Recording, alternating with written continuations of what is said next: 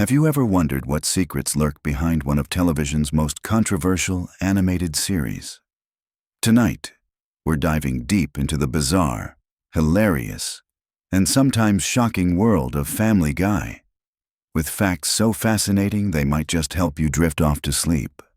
But trust me, you'll want to stay awake for these incredible revelations about Seth MacFarlane's groundbreaking creation. Picture this.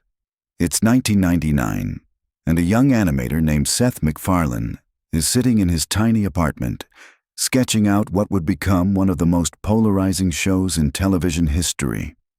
Little did he know that his crude drawings of a dysfunctional Rhode Island family would spawn over 2 decades of entertainment, controversy, and cultural impact that continues to this day. Family Guy didn't just stumble into existence by accident. The show's origin story is actually rooted in MacFarlane's college thesis project at the Rhode Island School of Design. Back in 1995, he created a short film called The Life of Larry, featuring a middle-aged man named Larry and his talking dog. This 9-minute animated short caught the attention of television executives and eventually evolved into the Family Guy we know today. What's remarkable is that many of the core elements from that original student film made it directly into the series, proving that sometimes the best ideas come from the most unexpected places. The casting process for Family Guy reveals some truly surprising facts that most fans never discover. Seth MacFarlane himself voices not just one, but 4 major characters in the show. He's the voice behind Peter Griffin, Brian the dog, Stewie Griffin, and Glenn Quagmire. What's even more impressive is that MacFarlane can seamlessly switch between these vastly different vocal personalities during recording sessions, often having entire conversations with himself as different characters. The other voice actors frequently joke that they feel like they're working with a one-man show, since MacFarlane essentially carries the comedic weight of multiple personalities. Alex Borstein, who voices Lois Griffin, actually wasn't the original choice for the character. The role was initially offered to Lacey Chabert, who you might recognize from Mean Girls and Party of 5. Chabert did voice Meg Griffin in the early seasons, but scheduling conflicts led to her departure, and Mila Kunis stepped in to take over. Meanwhile, Borstein had been working as a writer and consultant on the show before landing the role of Lois, making her transition to voice acting feel completely natural. The show's animation style might look simple, but there's incredible complexity hidden beneath those seemingly basic character designs. Each episode of Family Guy requires approximately 8 months to complete from initial script to final broadcast. The animation process involves hundreds of artists, animators, and technicians working across multiple studios. What's particularly fascinating is that the show uses a hybrid approach, combining traditional hand-drawn animation with computer-generated elements. Those elaborate fight scenes and musical numbers that fans love so much often require specialized animation techniques that push the boundaries of television production budgets. Speaking of production, Family Guy has one of the most unusual writing rooms in television. The writer's room operates more like a comedy club than a traditional television writing environment. Writers are encouraged to pitch their wildest, most outrageous ideas without any filters. Many of the show's most memorable cutaway gags actually come from spontaneous brainstorming sessions where writers try to one-up each other with increasingly absurd scenarios. The famous "Bird is the Word" episode, for example, originated from a writer casually mentioning the old Trashmen song, which then spiraled into an entire episode concept within hours. The show's relationship with censorship and network standards has created some legendary behind-the-scenes stories. During its early years on Fox, Family Guy constantly pushed against network restrictions, leading to numerous battles over content. Some episodes were heavily edited or had entire segments removed before airing. Interestingly, when the show moved to Adult Swim and later back to Fox with renewed popularity, many of these previously censored segments were restored in DVD releases and streaming versions, giving fans access to the creator's original, uncensored vision. Family Guy's cancellation and resurrection story reads like something out of a Hollywood fairy tale. After 3 seasons, Fox canceled the show in 2002 due to declining ratings. However, something unprecedented happened. DVD sales and Adult Swim reruns created a massive surge in popularity. Fans organized campaigns. Online petitions gained hundreds of thousands of signatures, and merchandise sales skyrocketed. This grassroots movement convinced Fox to revive the series in 2005, making Family Guy one of the first shows in television history to be brought back to life primarily due to fan demand and home video success. The show's cultural impact extends far beyond television screens. Family Guy has influenced internet culture in ways that most people don't realize. Many popular memes and viral video formats can trace their origins back to Family Guy episodes. The show's cutaway gag structure has become a template for online content creators, and phrases like "freakin' sweet" and "giggity giggity" have entered everyday vocabulary.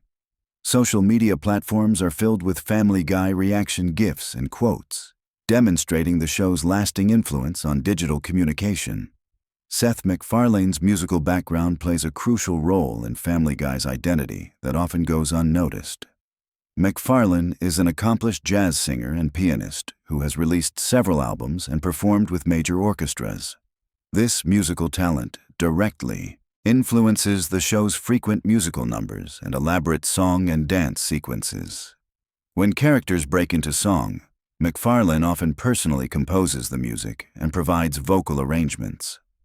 Some of the show's most memorable moments, like Stewie and Brian's road trip songs or Peter's various musical adventures, showcase MacFarlane's genuine musical abilities rather than just comedy writing. The voice recording process for Family Guy involves some truly unique techniques that create the show's distinctive sound. Unlike many animated series where actors record their lines separately, Family Guy often brings the core cast together for group recording sessions. This allows for more natural interactions and improvised moments between characters. Seth Green, who voices Chris Griffin, frequently ad-libs during these sessions, leading to some of the characters' most endearing moments. The chemistry between voice actors during these collaborative recording sessions contributes significantly to the family dynamic that makes the show feel authentic despite its outrageous scenarios. Family Guy's international variations reveal fascinating cultural adaptations that most American viewers never see. Different countries have created their own localized versions of certain episodes, replacing American pop culture references with local celebrities and cultural touchstones. The show airs in over 50 countries, and each region has unique censorship requirements that lead to different editing approaches. Some countries focus heavily on removing violence while allowing sexual content, while others take the opposite approach. These international versions sometimes create entirely different comedic rhythms and viewing experiences. The show's relationship with guest stars has produced some incredible behind-the-scenes stories. Many celebrities who appear on Family Guy are longtime fans who specifically request to be part of episodes. Conway Twitty, whose music videos frequently interrupt episodes as random cutaway gags, became a running joke specifically because MacFarlane and the writers found his earnest country music performances hilariously incongruous with the show's irreverent tone. Some guest stars have recorded multiple episodes worth of material during single recording sessions, allowing the show to feature their characters across multiple seasons. Family Guy's approach to controversial topics has created a unique position in television comedy. The show operates under what writers call the equal opportunity offense philosophy, meaning that no topic, group, or individual is considered off-limits for comedic treatment. This approach has generated both criticism and praise from various quarters, but it has also allowed the show to address social issues in ways that more conventional programming cannot. Episodes dealing with topics like religion, politics, and social justice often use humor as a vehicle for presenting multiple perspectives on complex issues. The technical aspects of Family Guy's production reveal impressive attention to detail that viewers might not notice. The show's color palette has evolved significantly over its run, with newer episodes featuring more sophisticated lighting and shading techniques. Background artists create incredibly detailed environments that often include visual jokes and Easter eggs that reward careful viewers. The Drunken Clam, the Griffin House, and other recurring locations contain hundreds of small details that remain consistent across episodes, creating a lived-in feel that supports the show's fictional world. Family Guy's impact on other animated series cannot be overstated. The show's success paved the way for adult-oriented animated comedies like American Dad, The Cleveland Show, and Rick and Morty. Its influence on writing style, particularly the use of non-sequitur cutaway gags and pop culture references, has become a standard template for animated comedy. Many current animated series creators cite Family Guy as a direct influence on their own work, demonstrating its lasting impact on the medium. The show's merchandise empire extends into surprisingly diverse areas. Beyond typical television show merchandise like t-shirts and toys, Family Guy has inspired everything from mobile apps to theme park attractions. The show's characters appear on products ranging from breakfast cereals to automobile accessories. This merchandising success has contributed significantly to the show's financial viability and cultural presence, making Family Guy characters recognizable even to people who don't regularly watch the series. Family Guy's writing team includes some of television's most talented comedy writers, many of whom have gone on to create their own successful series. The show serves as a training ground for comedy writers, providing them with experience in rapid-fire joke writing, character development, and serialized storytelling. Alumni of the Family Guy writing staff have contributed to shows like The Simpsons, South Park, and Saturday Night Live, spreading the show's comedic influence throughout the industry. The show's approach to character development over multiple seasons reveals sophisticated long-term storytelling strategies. While Family Guy is known for its episodic nature and reset-button storytelling, careful viewers can trace character evolution across seasons. Stewie's gradual shift from world domination fantasies to more nuanced character interactions, Brian's ongoing struggles with alcoholism and romantic relationships, and Peter's various career changes all represent subtle character development that occurs alongside the show's more obvious comedic elements. Family Guy's relationship with current events and topical humor requires incredibly fast production turnarounds that most viewers don't appreciate. The show's writers and animators often work under extreme time pressure to incorporate recent news events and pop culture phenomena into episodes. This rapid response capability has allowed Family Guy to remain culturally relevant across multiple decades, but it also creates significant production challenges that require careful coordination between writing, animation, and broadcast scheduling. The show's musical parodies and elaborate musical sequences often involve complex licensing negotiations and legal considerations. When Family Guy parodies specific songs or musical styles, the production team must navigate copyright laws while creating content that's clearly transformative enough to qualify for fair use protection. Some of the show's most memorable musical moments required months of legal work behind the scenes, demonstrating the complexity involved in creating seemingly simple comedic content. Family Guy's impact on voice acting as a profession has been substantial and lasting. The show's success has elevated voice acting from a relatively niche specialty to a more mainstream entertainment career path. Seth MacFarlane's multiple voice roles have inspired other actors to develop versatile vocal capabilities, and the show's ensemble cast approach has become a model for other animated series. Voice acting workshops and training programs now regularly reference Family Guy techniques and approaches.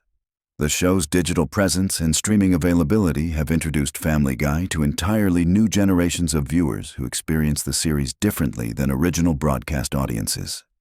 Binge-watching capabilities allow viewers to notice long-term character arcs and recurring jokes that might be missed during weekly viewing. Streaming platforms have also made international versions and extended cuts available to broader audiences, creating new ways to experience familiar content. Family Guy's influence on comedy writing extends beyond animation into live-action television and film. The show's rapid-fire reference style and willingness to break the fourth wall have influenced writers across multiple mediums. Comedy Central roasts, Saturday Night Live sketches, and even stand-up comedy routines now regularly employ techniques that were pioneered or popularized by Family Guy writers. The show's approach to holiday episodes and special events demonstrates sophisticated audience engagement strategies. Family Guy's Christmas, Halloween, and other holiday episodes often feature elaborate production values and guest stars, creating appointment television that generates significant viewer loyalty. These special episodes frequently become fan favorites that get rewatched annually, contributing to the show's lasting cultural presence. As we reach the end of our journey through these fascinating Family Guy facts, it's clear that this seemingly simple animated series contains layers of complexity, creativity, and cultural influence that most viewers never fully appreciate. From Seth MacFarlane's one-man vocal circus to the show's groundbreaking approach to adult animation, Family Guy has carved out a unique space in television history that continues to evolve and surprise audiences. Whether you're a longtime fan or someone just discovering the series, these behind-the-scenes insights reveal the incredible amount of talent, dedication, and creative risk-taking that goes into every episode. The show's ability to remain relevant and controversial after more than 2 decades speaks to its creators' understanding of comedy, culture, and the ever-changing landscape of entertainment. So the next time you're settling in for a Family Guy marathon, remember that you're not just watching a cartoon about a dysfunctional family in Rhode Island. You're experiencing the result of thousands of hours of creative work by some of the most talented people in entertainment, all coming together to create something that's simultaneously ridiculous and profound, offensive and heartwarming, simple and incredibly sophisticated. Sweet dreams. And remember, somewhere out there, Seth MacFarlane is probably already working on the next episode that will surprise, delight, and possibly outrage audiences all over again. That's the magic of Family Guy. And that's what makes it truly special in the vast landscape of television entertainment. Get comfortable, close your eyes, and let me take you on a gentle journey through the surprisingly deep world of Family Guy. Tonight, we're going to explore the hidden layers, the forgotten stories, and the intricate details that make up one of television's most enduring animated series. This isn't your typical Family Guy experience filled with cutaway gags and rapid-fire jokes. Instead, we're diving into the quieter side of Quahog, where stories unfold slowly and mysteries reveal themselves like pages in a well-worn book. Picture yourself settling into the most comfortable spot in your home, perhaps the same way Peter Griffin settles into his beloved chair at the Drunken Clam. The familiar weight of routine, the comfort of knowing exactly where everything belongs, and the gentle rhythm of a world that somehow makes sense despite all its chaos. That's where we're going tonight, into the heart of what makes Family Guy more than just a comedy show. Let's begin our journey in the early days, back when Family Guy was just a spark of an idea in Seth MacFarlane's imagination. The year was 1995, and MacFarlane was a young animator fresh out of the Rhode Island School of Design. He created a short film called The Life of Larry, featuring a character who would eventually become Peter Griffin. But Larry was different from Peter in subtle ways that tell us something important about how stories evolve and grow over time. In those earliest concepts, the family dynamics were softer, more grounded in reality. The humor came from observation rather than spectacle. MacFarlane was drawing from his own experiences growing up in Connecticut, watching how families really interacted when no one was performing for an audience. The quiet moments between the big events, the small conversations that happen in kitchens and living rooms when the day is winding down. The Griffin house itself tells a story that many people overlook. Located at 31 Spooner Street in Quahog, Rhode Island, this fictional address represents something deeper than just a setting for comedy. The house is modest, middle class, lived in. The wallpaper is slightly dated. The furniture shows signs of daily use, and there's always something slightly askew that suggests real people live here, not television characters. If you've ever noticed the way light filters through the Griffin living room windows during different episodes, you'll see that the animators pay careful attention to time of day and season. Morning light has a different quality than evening light, and winter episodes show the subtle blue-gray tones that anyone who's lived in New England recognizes immediately. These details create a sense of place that goes beyond the jokes, grounding the fantastic elements in something real and familiar. Peter Griffin himself is often dismissed as simply a loud, obnoxious character designed for easy laughs. But when you look closer, when you pay attention to the quieter moments, you see something more complex. Peter represents the struggle of many middle-aged men who feel caught between the expectations of adulthood and the desire to remain young at heart. His job at the brewery, his friendship with his co-workers, his genuine love for his family despite his obvious flaws. These elements create a character who is both ridiculous and surprisingly human. Consider Peter's relationship with his father-in-law, Francis Griffin. Their conflicts aren't just about comedy. They represent a clash between generations, between different ways of seeing the world. Francis, with his strict religious views and rigid moral code, represents an older America, while Peter embodies a more casual, irreverent approach to life.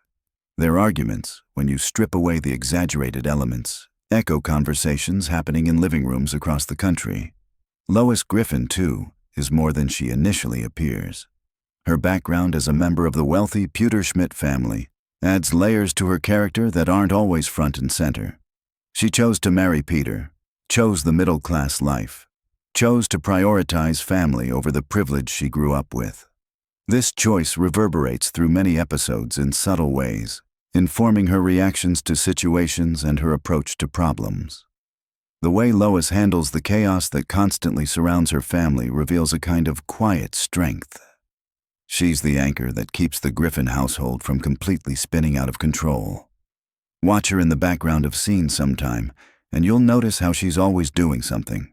Cleaning up a mess, preparing a meal, mediating a conflict. She's the invisible infrastructure that makes the visible comedy possible. Brian Griffin presents perhaps the most interesting character study in the entire series. An anthropomorphic dog who writes novels, drinks martinis, and engages in philosophical discussions, Brian serves as both the family's voice of reason and its most pretentious member. But his character represents something deeper about the struggle between artistic ambition and practical reality. Brian's novels never get published, his political activism rarely accomplishes anything concrete, and his romantic relationships consistently fail. Yet he continues trying, continues believing that his next project will be the one that breaks through. This persistence in the face of repeated failure makes him oddly admirable, even when his intellectual posturing becomes insufferable. He represents the part of all of us that refuses to give up on our dreams, even when evidence suggests we probably should. The relationship between Brian and Stewie has evolved over the years into something genuinely touching. What started as a simple premise, a sophisticated baby and an intellectual dog, has become a friendship between two characters who recognize something of themselves in each other. They're both outsiders in their own family, both struggling with identity and purpose, both searching for meaning in a world that often seems meaningless. Stewie Griffin, the evil genius baby, carries perhaps the heaviest burden of any character in the show. His advanced intelligence, trapped in an infant's body, creates a kind of existential prison. He understands the world around him better than most adults, but he's powerless to change his circumstances. This fundamental frustration drives much of his behavior, from his elaborate schemes to his constant threats of matricide. But Stewie's character has softened over the years, revealing vulnerability beneath the villainy. His relationship with his mother has evolved from antagonistic to genuinely affectionate. His sexuality, hinted at but never explicitly confirmed, adds another layer of complexity to a character who already struggles with identity and belonging. Stewie represents the pain of being misunderstood, of having thoughts and feelings that the world isn't ready to accept. Meg Griffin occupies a unique position in the Family Guy universe as the perpetual outsider. While the treatment she receives from her family is often cruel beyond what real families would tolerate, her character represents something painfully real about adolescence. The feeling of being invisible, unwanted, fundamentally flawed in ways that everyone else can see, but you can't fix. The running joke of everyone hating Meg becomes less funny when you consider what it might feel like to be her. High school is difficult enough without your own family treating you as an embarrassment. Yet Meg persists, continues hoping for acceptance, continues trying to find her place in the world. Her resilience, rarely acknowledged within the show itself, is actually quite remarkable. Chris Griffin, the gentle giant of the family, provides a different perspective on teenage life.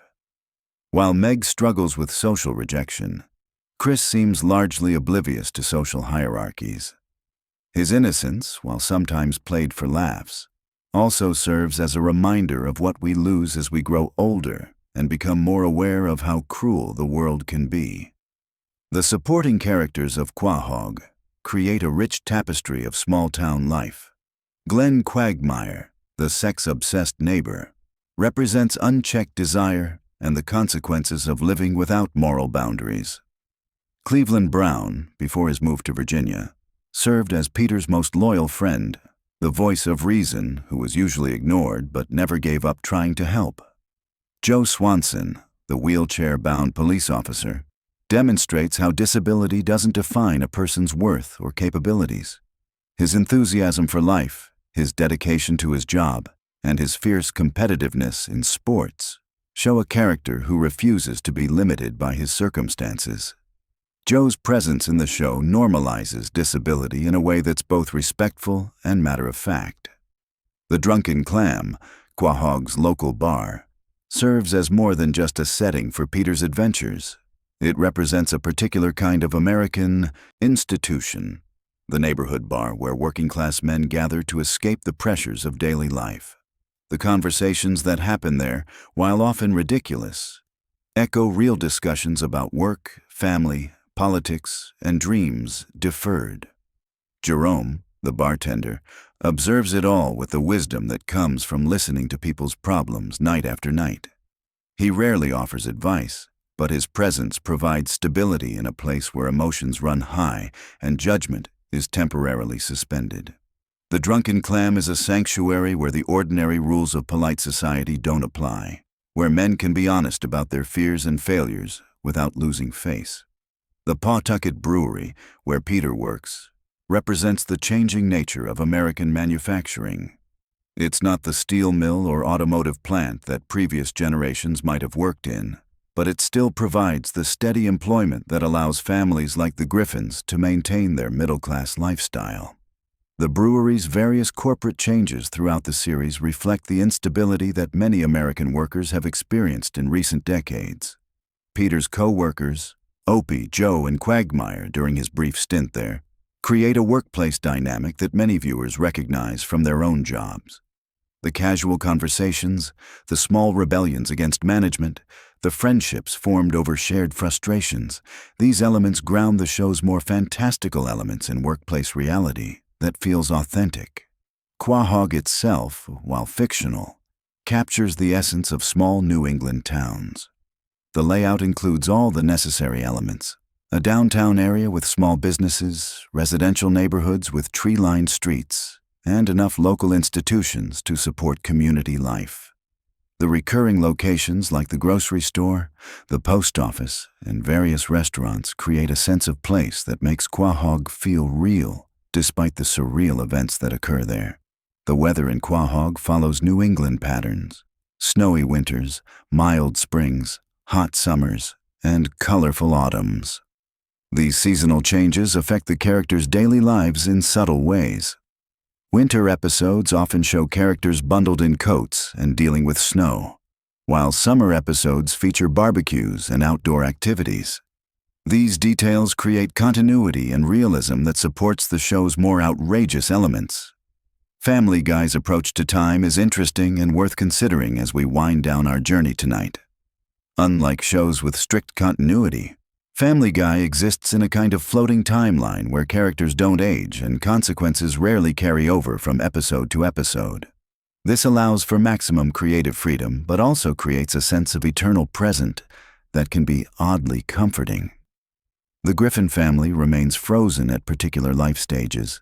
Meg will always be the awkward teenager. Chris will always be the sweet-natured high schooler. Stewie will always be the brilliant baby. This stability provides viewers with the comfort of knowing that no matter how chaotic individual episodes become, the fundamental relationships will remain constant. The cutaway gags that Family Guy is famous for serve a function beyond simple comedy. They represent the way human minds actually work, constantly making connections, remembering random events, getting distracted by tangential thoughts. While these segments are often criticized for disrupting narrative flow, they actually mirror the way we experience consciousness, jumping from thought to thought in patterns that don't always make logical sense, but feel natural to us. The show's references to popular culture create a shared language between the creators and viewers. When Family Guy references a movie, television show, or historical event, it assumes a level of cultural literacy that creates intimacy between the show and its audience. These references also serve as time capsules, preserving moments from specific eras in American culture. The music in Family Guy deserves special attention as we prepare for sleep. The show's original compositions, from Stewie's elaborate musical numbers to the simple melodies that accompany quiet moments, demonstrate sophisticated understanding of how music affects emotion. The orchestral score swells during dramatic moments, softens during tender scenes, and provides rhythmic support for comedy sequences.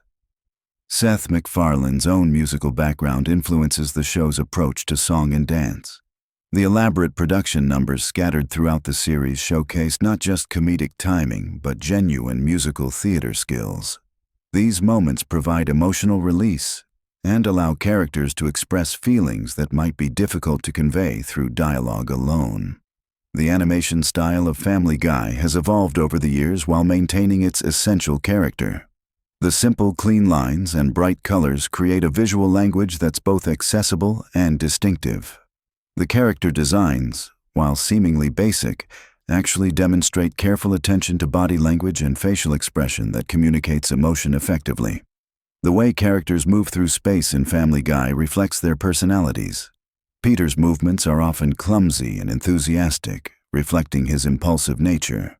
Lois moves with purpose and grace, suggesting her competence and self-control. Brian's movements are more human-like than dog-like, reinforcing his role as the family's intellectual. Stewie's movements combine baby-like physicality with adult-like precision, highlighting his unique position between childhood and sophistication. The Griffin family home changes subtly throughout the series, with rooms occasionally rearranged and new details added. These changes suggest the natural evolution of a lived-in space. Furniture gets replaced, decorations change with the seasons, and wear patterns develop in places where characters spend the most time. These details create the impression of a real home where real people have made real memories. As we near the end of our journey through Family Guy lore, it's worth considering what the show reveals about American family life in the early 21st century. The Griffins face many of the same challenges as real families: financial pressures, generational conflicts, changing social norms, and the difficulty of maintaining connections in an increasingly fragmented world. The show's longevity suggests that it touches something universal about family dynamics. Despite the exaggerated circumstances and impossible situations, the core relationships ring true. Parents worry about their children, siblings compete for attention, spouses negotiate the balance between individual desires and family responsibilities, and everyone struggles with the gap between who they want to be and who they actually are. The recurring themes of acceptance and belonging run throughout Family Guy's episodes. Characters search for their place in the world, sometimes finding it in unexpected places or through unlikely relationships. The show suggests that family isn't just about blood relations, but about choosing to care for each other despite obvious flaws and frequent disappointments. The community of Quahog, with all its eccentric residents and improbable situations, represents an idealized version of small-town life where everyone knows everyone else and shared experiences create bonds that survive even the most ridiculous conflicts. It's a place where consequences can be reset with each new episode, where mistakes can be forgiven, and where tomorrow always offers a fresh start. As you drift toward sleep, Think about the gentle rhythms of daily life in Quahog. The morning routine of getting the family ready for school and work. The comfortable predictability of Peter's job at the brewery. The evening gatherings at the Drunken Clam, where friends share their thoughts and frustrations. These ordinary moments, scattered between the extraordinary adventures, create the foundation that makes everything else possible. The love that binds the Griffin family together isn't always obvious, often buried beneath layers of sarcasm, conflict, and mutual frustration. But it's there in the small gestures. Lois making Peter's favorite meal after a difficult day. Brian staying up late to help Stewie with a project. Meg defending her family despite their treatment of her. Chris offering innocent observations that accidentally provide exactly the wisdom someone needed to hear. Let the warm familiarity of the Griffin household surround you now. Picture the soft glow of the television in their living room, the comfortable wear patterns on their favorite chairs, the family photos scattered throughout the house that document years of shared experiences. Feel the sense of belonging that comes from being part of something larger than yourself, even when that something is imperfect and often chaotic. The stories we've explored tonight reveal Family Guy as more than simple entertainment. It's a meditation on what it means to be human in contemporary America, an exploration of how families function when stripped of pretense, and a reminder that love persists even in the most unlikely circumstances. The show's ability to find humor in everyday frustrations while maintaining genuine affection for its characters creates a unique space in popular culture where viewers can laugh at themselves while feeling understood. As sleep approaches, let yourself settle into the rhythms we've discovered together, the predictable chaos of the Griffin household, the reliable friendship of the Drunken Clam regulars, the seasonal changes that mark time's passage in Quahog. These elements create a world that's both fantastical and familiar, where anything can happen but fundamental truths about human nature remain constant. Rest now in the knowledge that somewhere in the animated landscape of television, the Griffin family continues their daily routines. Peter will wake up tomorrow ready for another adventure. Lois will organize whatever chaos emerges. Brian will pursue his literary ambitions with renewed optimism. Stewie will scheme and dream in equal measure. Meg will hope for acceptance while finding strength in solitude. And Chris will greet each new day with innocent enthusiasm. The gentle humor and unexpected wisdom we've uncovered tonight will remain with you, providing comfort and perspective as you navigate your own daily adventures. The world of Family Guy, with all its absurdity and heart, reminds us that families are imperfect, life is unpredictable, and laughter really can be the best medicine for whatever challenges we face. Sweet dreams, and may your rest be as peaceful as a quiet evening in Quahog, where the street lights cast gentle shadows on familiar sidewalks and the promise of tomorrow's adventures waits patiently for morning to arrive. Did you know that Family Guy has been secretly building one of the most complex and disturbing universes in television history? Tonight, we're diving deep into the hidden lore that connects every bizarre moment, every throwaway joke, and every seemingly random cutaway into something far more sinister than you ever imagined. Get comfortable, because what you're about to discover about the Griffin family and their world will completely change how you see this animated sitcom forever. Welcome to a journey through the darkest corners of Quahog, where nothing is quite what it seems, and every laugh might be masking something truly terrifying. I'm going to take you through the most mind-bending theories, hidden connections, and disturbing implications that have been hiding in plain sight for over 2 decades. This isn't just about cartoon humor anymore.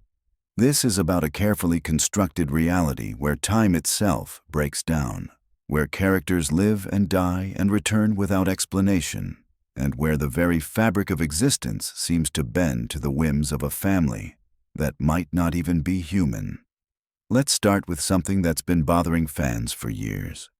Have you ever noticed how characters in Family Guy seem to exist in multiple states of reality simultaneously?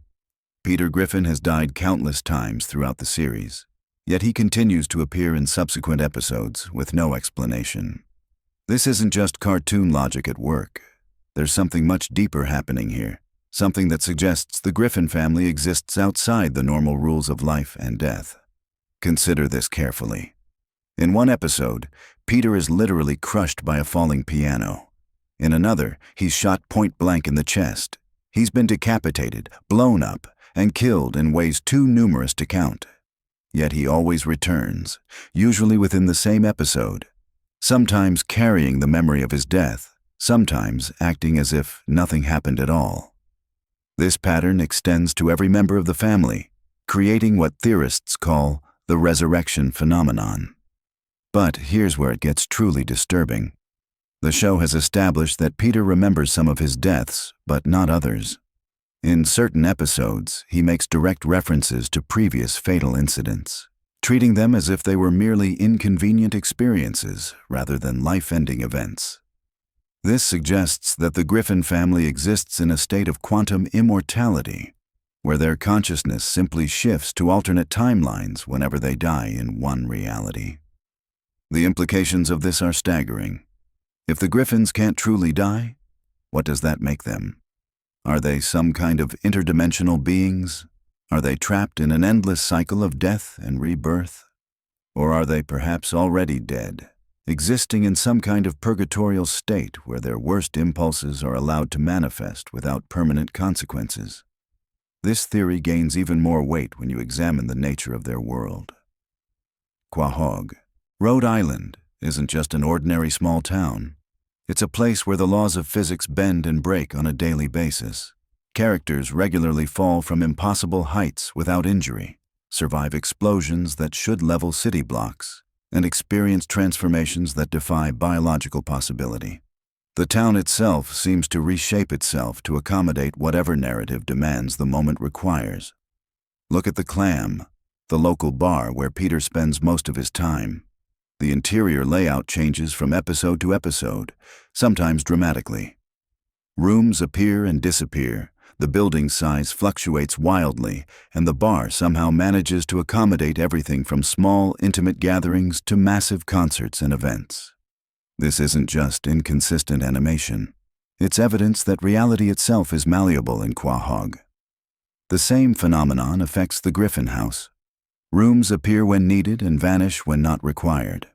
The basement sometimes contains a simple laundry area. Other times, it's a vast underground complex with multiple levels and impossible architecture. The house has been destroyed and rebuilt so many times that it's essentially become a ship of Theseus' paradox. At what point did the original Griffin home cease to exist and become something else entirely? But the most disturbing aspect of Family Guy lore involves the nature of time itself in this universe. The show has been running for over 20 years, yet the characters haven't aged. Stewie remains a baby, Meg is still a teenager, and Chris continues through high school perpetually. This isn't just a cartoon convention. The show has explicitly addressed the passage of time on multiple occasions, creating paradoxes that suggest something is fundamentally wrong with how time functions in their reality. Consider Stewie's advanced intelligence and technological capabilities. This isn't just a genius baby. Stewie has access to time travel technology, advanced weaponry, and scientific knowledge that surpasses anything available in our reality. He's built nuclear weapons in his bedroom, created sentient robots, and developed interdimensional travel devices. These aren't the inventions of a human child, no matter how intelligent. They're the creations of something far beyond human understanding. The time travel episodes reveal even more disturbing implications. When Stewie and Brian travel through time, they encounter multiple versions of themselves and their family members. Some of these versions are dramatically different, suggesting that the timeline they inhabit is just one of countless variations. In some timelines, the family members have different personalities, different relationships, and different fates. This raises the question of whether the Griffins we follow are even the original versions of these characters, or just one set among infinite possibilities. Brian's character provides another piece of this cosmic puzzle. He's a dog who walks upright, drives cars, drinks alcohol, and engages in complex philosophical discussions. The show treats this as perfectly normal, but the implications are horrifying when you consider the biological impossibility of his existence. Brian isn't just an anthropomorphic cartoon character. He's an aberration, a violation of natural law that somehow exists within this distorted reality. Brian's atheism becomes particularly significant in this context. He's the only character who consistently questions the nature of existence and reality. His philosophical discussions with Stewie often touch on themes of mortality, consciousness, and the meaning of existence. It's as if Brian is the only character who recognizes that their reality is fundamentally wrong, yet he's trapped within it just like everyone else. The show's treatment of religion and spirituality adds another layer to this mystery. Characters regularly encounter divine beings, travel to heaven and hell, and interact with supernatural forces. These aren't metaphorical episodes or dreams. They're presented as literal experiences within the show's canon. Death himself is a recurring character, depicted as a fallible being who can be tricked, bargained with, or even temporarily replaced. This suggests that the afterlife in the Family Guy universe is just as chaotic and rule-bending as the mortal realm. Peter's encounters with God reveal perhaps the most disturbing aspect of this reality. God is portrayed as incompetent, petty, and frequently absent from his duties. He makes mistakes, gets involved in trivial disputes, and seems to have lost control of his own creation.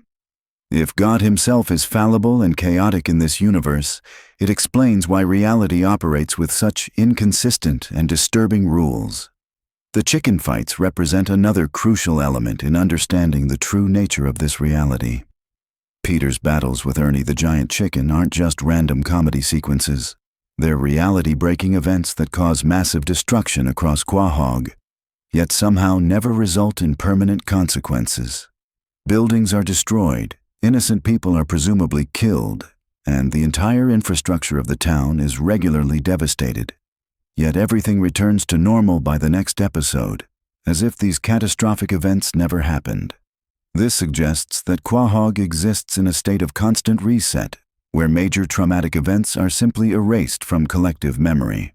The townspeople continue their lives as if nothing happened, which implies either mass amnesia or the existence of multiple parallel realities that overlap and replace each other.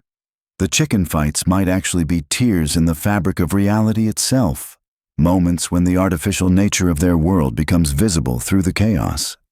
The cutaway gags provide even more evidence of reality distortion. When Peter begins a story with his characteristic phrase about a time that's worse than something else, the narrative literally shifts to a completely different reality. These aren't just flashbacks or memories. They're alternate dimensions where different rules apply and different versions of history have played out. The fact that Peter can access these realities at will suggests he has some level of interdimensional awareness or control. Some of these cutaway realities are obviously fictional, referencing movies, television shows, or historical events. But others seem to be genuine alternate versions of the Family Guy universe where small changes have created dramatically different outcomes. This creates a multiverse structure where Peter's consciousness can jump between realities, experiencing different versions of events and bringing that knowledge back to his primary timeline. Meg's role in this cosmic horror becomes clearer when you examine how other characters treat her. The family's abuse of Meg isn't just mean-spirited humor. It's ritualistic and consistent across all timelines and realities. Even in alternate universes where other aspects of their lives are different, the treatment of Meg remains constant. This suggests she serves some kind of specific function in maintaining the stability of their reality. Some theories propose that Meg is actually the anchor point that keeps their chaotic universe from completely falling apart. Her suffering might be the price paid for the family's immortality and reality-bending abilities. The more they abuse her, the more stable their impossible existence becomes. This would explain why even when Meg tries to improve her situation or gain acceptance, the universe seems to conspire against her, forcing her back into her role as the family scapegoat. Lois presents her own mysteries. Despite being married to Peter and living in the same chaotic reality, she often displays knowledge and abilities that seem beyond her apparent character. She's multilingual, has extensive combat training, has connections to wealthy and powerful families, and occasionally demonstrates skills that suggest a much more complex background than her suburban housewife persona would indicate. Her maiden name is Pewterschmidt, connecting her to a family of extreme wealth and influence. But the show has revealed that the Pewterschmidt fortune comes from sources that are never fully explained. They have connections to Nazi Germany, mysterious business dealings, and enough power to manipulate major political and economic events. This isn't just old money. This is money that comes from sources that operate outside normal human society. Lois's piano playing takes on new significance in this context. Music has always been associated with supernatural and reality-altering powers in mythology and fiction. When Lois plays piano, she often enters a trance-like state where she becomes completely absorbed in the music. Could her playing be some kind of ritual that helps maintain the stability of their distorted reality? Is she unconsciously channeling forces that keep their impossible world functioning? The town of Quahog itself contains numerous locations that defy logical explanation. The Drunken Clam Bar exists in a constant state of flux. Tom Tucker's news station somehow manages to cover every bizarre event that happens in town, no matter how impossible or reality-breaking it might be. The grocery store, the movie theater, and other local businesses seem to have unlimited resources and the ability to accommodate whatever the plot requires. But perhaps most disturbing is Quahog's relationship with the outside world. Characters regularly travel to other cities and countries, yet these locations often seem just as distorted and rule-breaking as Quahog itself.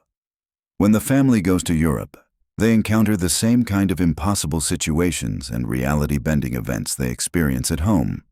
This suggests that the distortion isn't limited to their hometown, but extends throughout their entire universe.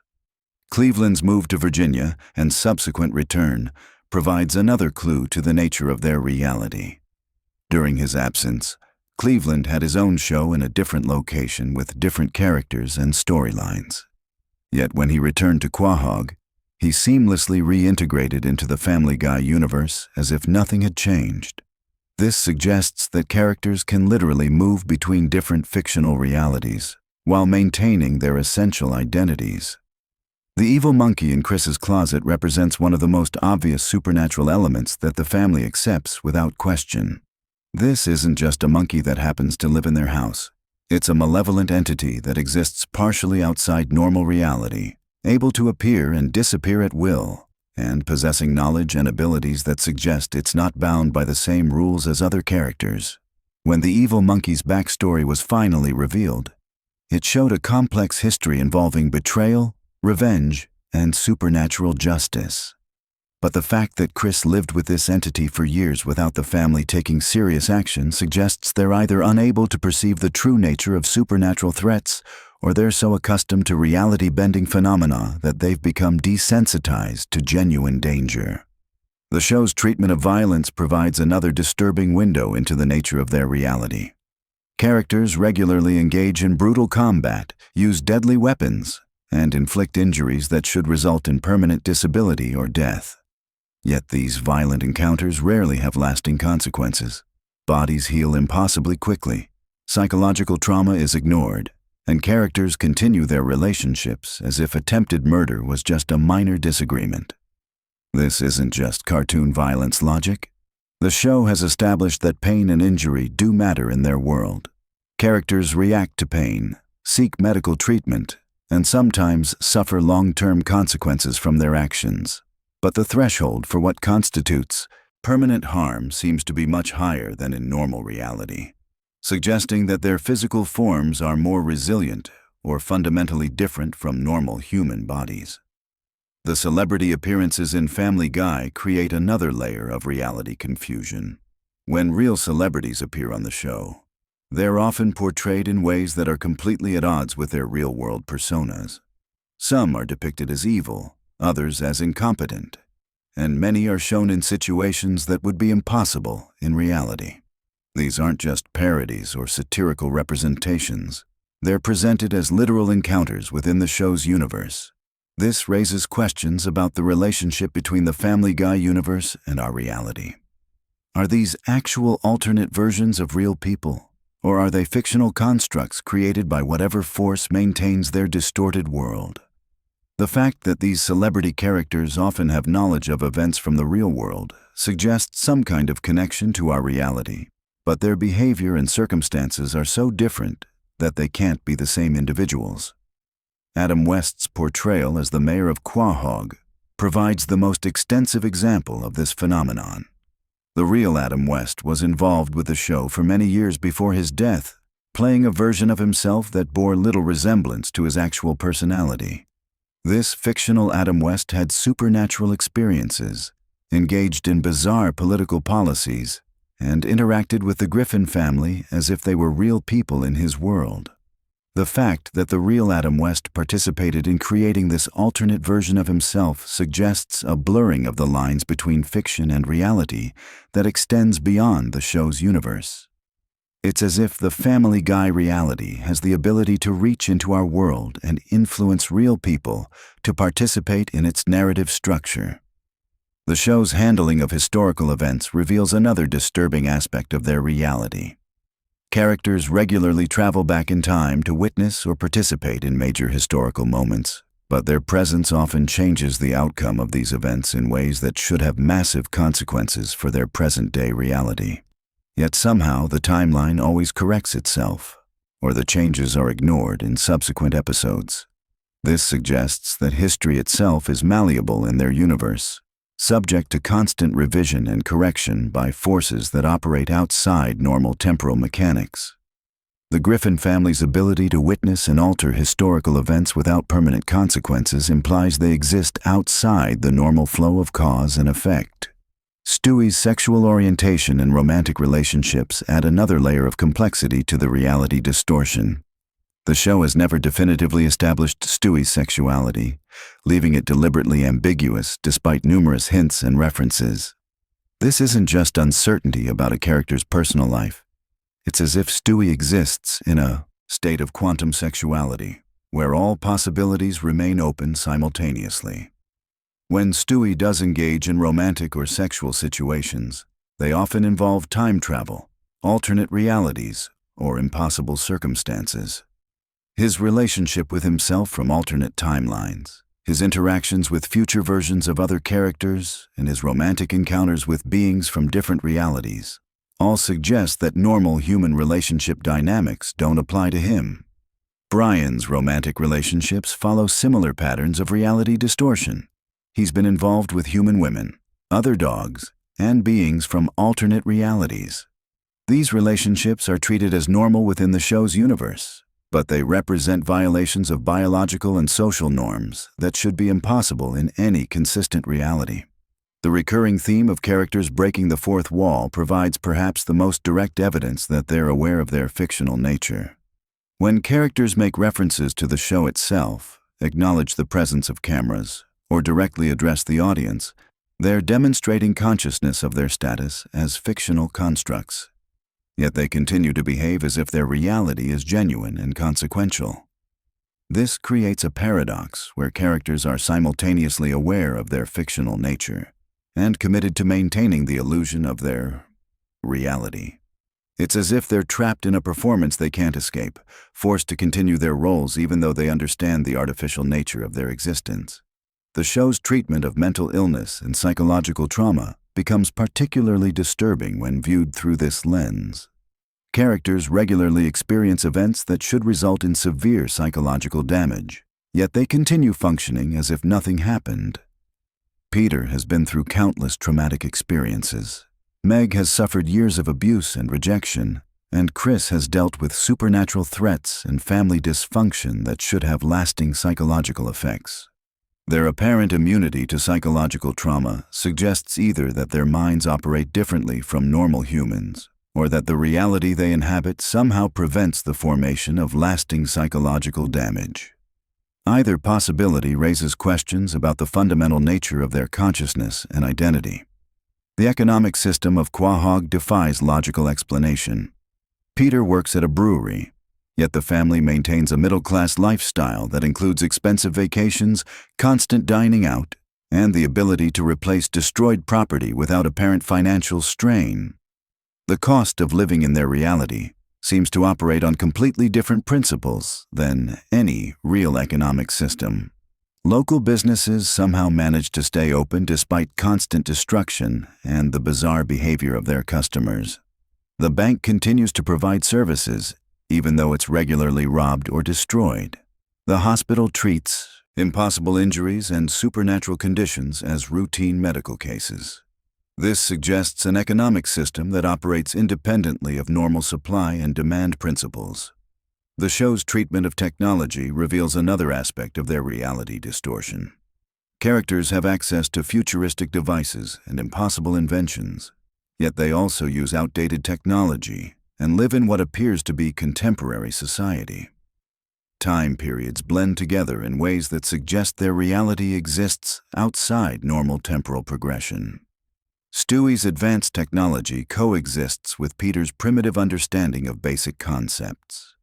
Lois uses modern communication devices while also displaying knowledge of historical events that she shouldn't have witnessed. This temporal confusion extends throughout their universe, creating a reality where past, present, and future exist simultaneously. The educational system in Quahog provides another window into the distorted nature of their reality. Chris and Meg attend high school, yet their education seems to consist primarily of bizarre adventures and encounters with supernatural phenomena. Their teachers are often incompetent or malevolent, and the curriculum appears to have no connection to real educational standards.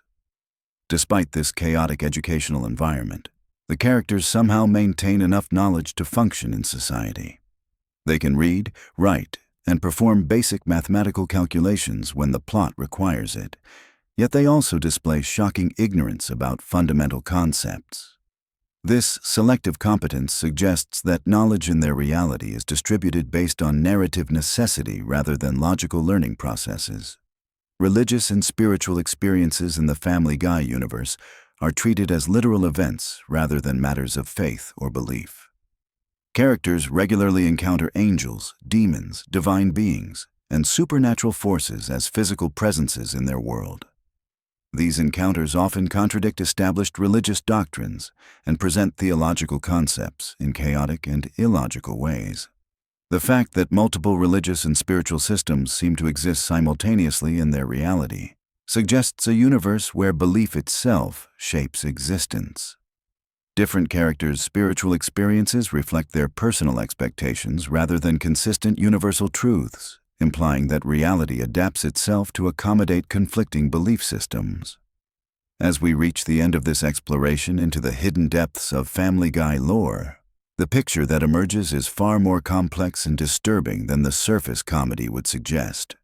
We're looking at a universe where the fundamental laws of reality are constantly in flux, where consciousness and identity operate on principles that defy normal understanding, and where the characters exist in a state of perpetual uncertainty about their own nature and existence.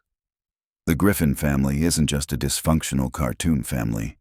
They're entities, trapped in a reality that operates outside the normal rules of existence, forced to repeat patterns of behavior while occasionally glimpsing the artificial nature of their world. Their immortality comes at the cost of genuine growth and change. Their relationships are defined by roles they cannot escape, and their reality is maintained through forces they cannot understand or control. This hidden lore transforms Family Guy from a simple, animated comedy into something resembling cosmic horror, where the greatest terror isn't monsters or supernatural threats, but the gradual realization that existence itself might be fundamentally meaningless and arbitrary. The character's ability to laugh and find humor in their situation becomes an act of defiance against the absurdity of their existence, or perhaps the only coping mechanism available to consciousness trapped in an impossible reality. Sweet dreams, and remember that sometimes the most disturbing truths hide behind the most innocent laughter. Have you ever wondered if Stewie Griffin is actually a psychopath or just a misunderstood genius? What if I told you that the creators of Family Guy have hidden some of the most disturbing and fascinating secrets about this baby that would completely change how you see the show forever? Welcome back to the channel where we dive deep into the darkest corners of animated television. Today, we're uncovering the shocking lore behind one of animation's most controversial characters. From hidden meanings in his accent to disturbing implications about his sexuality and time travel adventures, we're about to explore Family Guy's secrets that even die-hard fans have missed. But before we start, make sure to hit that subscribe button because this rabbit hole goes deeper than you think, and you won't want to miss what's coming next. Let's start with something that will blow your mind right away. Stewie's British accent isn't just a random character quirk. According to the show's creator, Seth MacFarlane, there's a deeply psychological reason behind it. The accent represents Stewie's desperate attempt to distance himself from his family and create a superior identity. It's actually a defense mechanism rooted in childhood trauma and feelings of abandonment. Think about it. Stewie is surrounded by what he perceives as intellectual inferiors. His father Peter is portrayed as bumbling and crude. His mother Lois often dismisses him, and his siblings fail to engage with his advanced intellect. The British accent becomes his way of elevating himself above what he sees as American mediocrity. It's not just pretentious, it's protective. But here's where it gets really interesting. Voice actor Seth MacFarlane has revealed in interviews that the accent was originally inspired by Rex Harrison's performance in My Fair Lady, specifically the character of Henry Higgins. Harrison's character was known for being intellectually arrogant and emotionally distant from others. Sound familiar? This connection runs deeper than you might think. Henry Higgins was a character who viewed himself as superior to everyone around him, particularly women, and had difficulty forming genuine emotional connections. These are exact parallels to Stewie's character development throughout the series. The accent isn't just mimicry, it's psychological modeling. Moving into even more disturbing territory, let's talk about Stewie's relationship with violence and murder. In early seasons, Stewie's homicidal tendencies weren't played entirely for laughs. The writers included subtle hints that his violent thoughts stem from genuine psychological disturbance rather than typical childhood acting out. Consider his detailed knowledge of weapons, torture techniques, and murder methods. This isn't information a normal one-year-old would possess, even in an animated universe.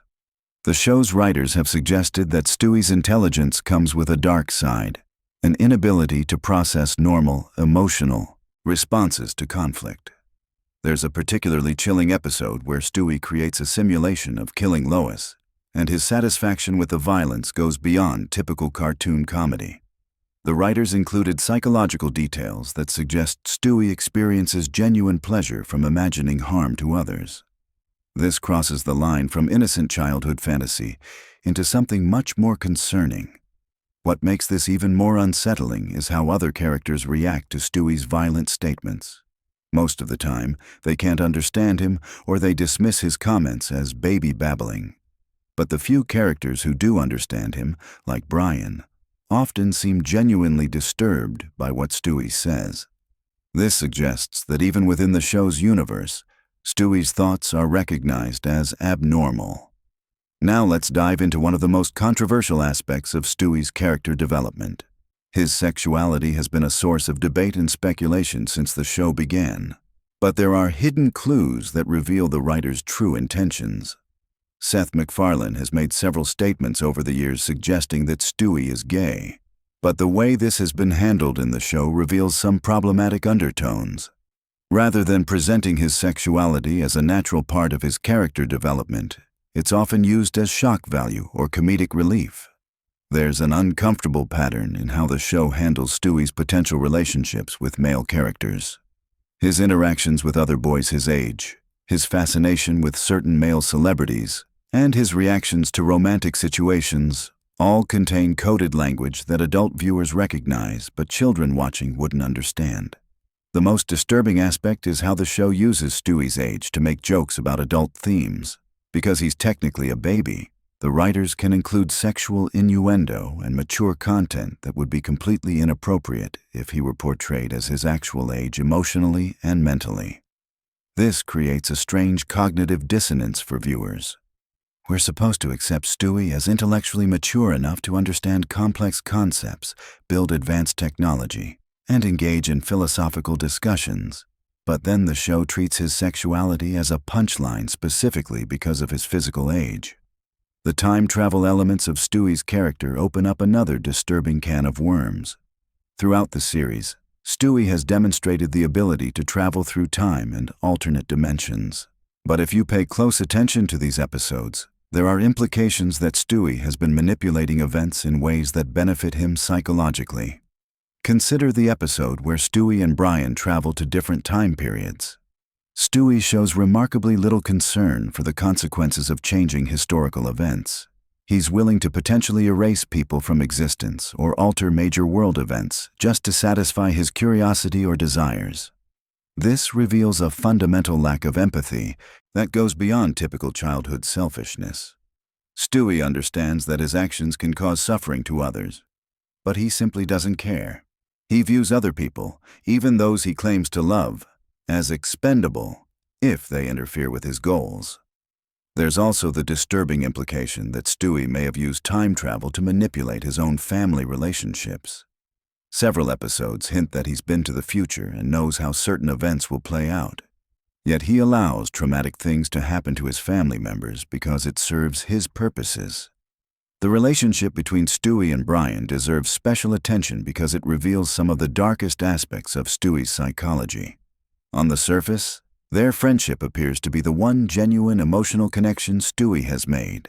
But when you examine their interactions closely, a more troubling pattern emerges. Stewie often treats Brian more like a pet than a friend, despite Brian's obvious intelligence and emotional needs.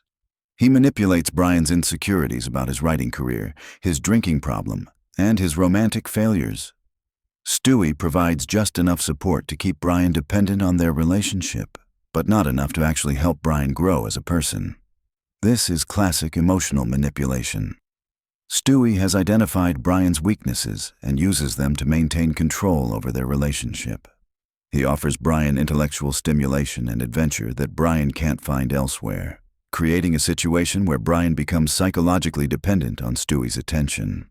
The most disturbing aspect is how Stewie reacts when Brian tries to form relationships with others.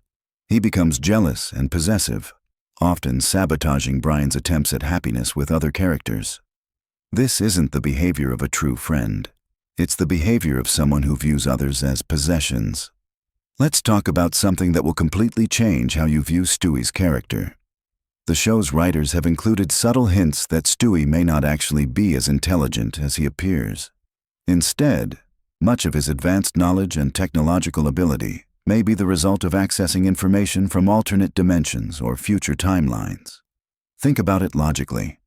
How does a 1-year-old acquire the knowledge necessary to build time machines, death rays, and mind control devices? Even accounting for the show's absurd universe, this level of technological sophistication requires decades of study and experience. The answer may be that Stewie isn't learning this information in the traditional sense. He's accessing it through his interdimensional travel abilities. This would explain why his knowledge seems to appear spontaneously, and why he sometimes knows things that haven't been invented yet in his timeline. If this theory is correct, it raises disturbing questions about Stewie's true nature.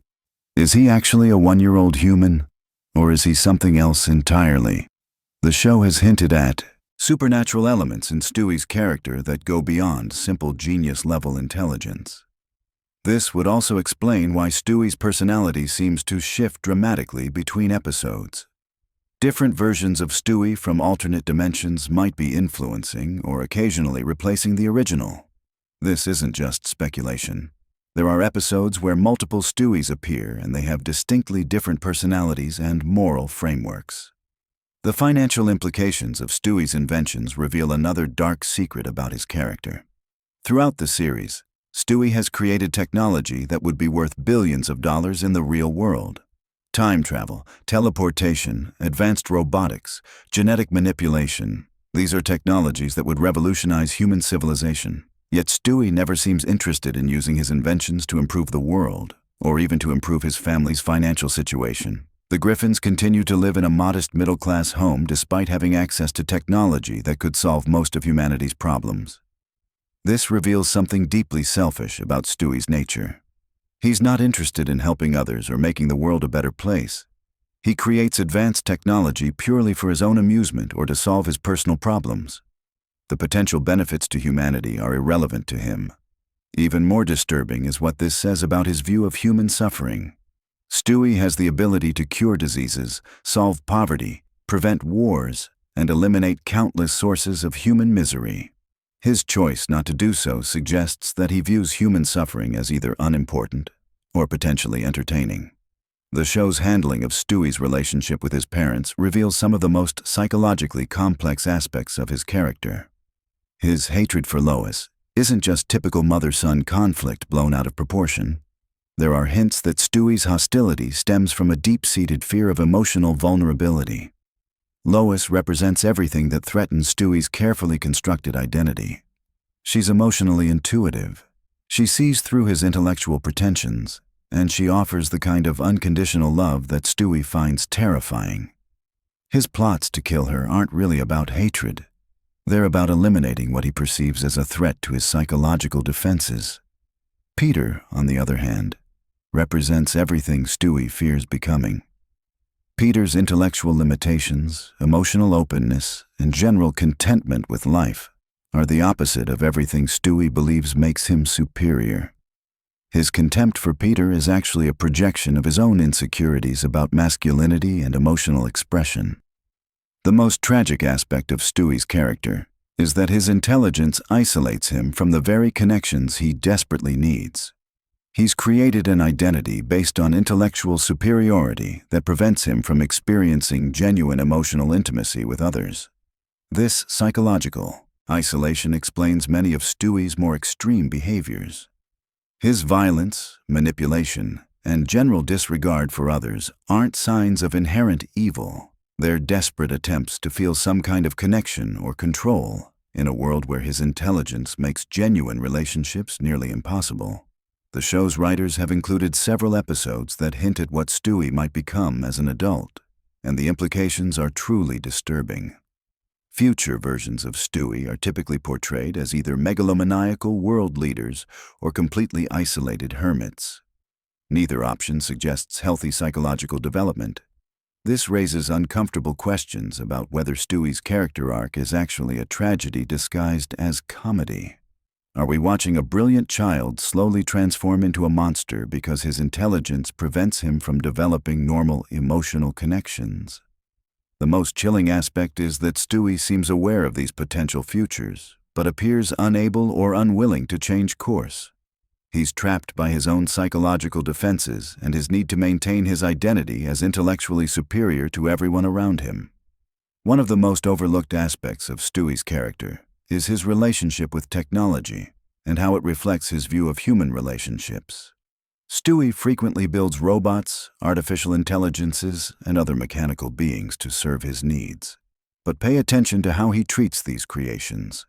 Stewie programs his technological creations to be completely subservient to his will. They have no independent thoughts or desires that might conflict with his own. This reveals his ideal relationship dynamic. He wants connections with others, but only if they involve complete control on his part. When his creations do develop independence or challenge his authority, Stewie typically destroys them without hesitation. This pattern reveals how he would likely treat human relationships if he had the same level of control over people that he has over his inventions. The most disturbing example of this is how Stewie reacts when his creations show genuine emotions or desires for independence. Rather than being proud of creating truly intelligent life, he views their independence as a betrayal and responds with violence. This suggests that Stewie's inability to form healthy relationships isn't just due to his intelligence or psychological issues. He fundamentally doesn't understand or value the autonomy of others. He wants connection, but only on his terms and only if it doesn't challenge his sense of superiority. The show's exploration of Stewie's moral development, or lack thereof, reveals some of the most troubling aspects of his character. Throughout the series, Stewie has numerous opportunities to learn empathy, compassion, and genuine care for others. Yet he consistently fails to internalize these lessons in any meaningful way. What makes this particularly disturbing is that Stewie clearly understands moral concepts intellectually. He can discuss ethics, philosophy, and the difference between right and wrong with sophisticated language and apparent understanding. But this intellectual knowledge doesn't translate into emotional understanding or behavioral change. This disconnect between intellectual and emotional intelligence suggests that Stewie may be fundamentally incapable of genuine moral growth. He can understand why others value compassion and empathy, but he cannot experience these emotions himself in any authentic way. The implications of this for his future development are truly frightening. A person with Stewie's intelligence and technological abilities, but without genuine empathy or moral constraints, represents one of the most dangerous personality types imaginable. As we reach the end of our deep dive into Stewie Griffin's disturbing psychology, it's clear that this character represents far more than simple cartoon comedy.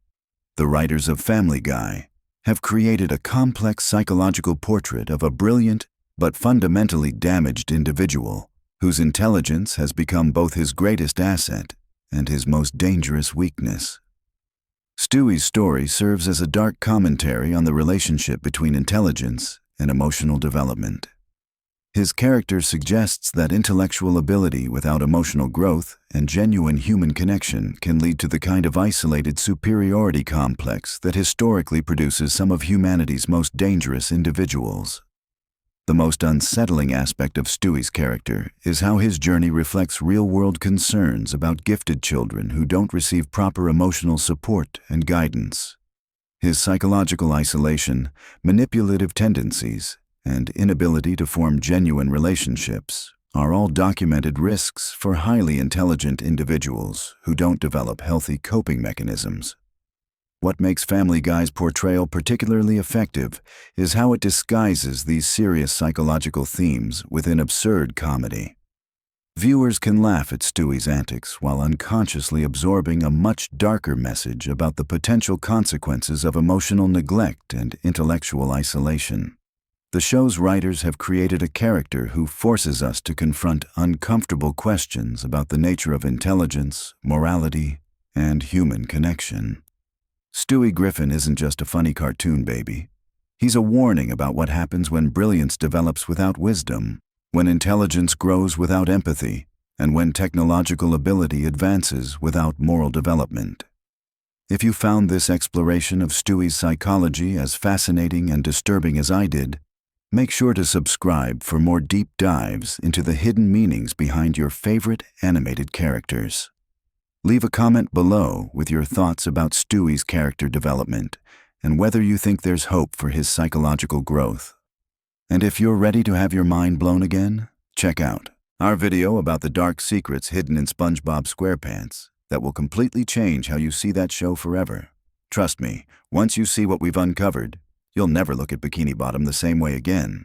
Did you know that Family Guy was actually canceled twice, and that Seth MacFarlane almost died on September 11th, which completely changed the show's trajectory forever?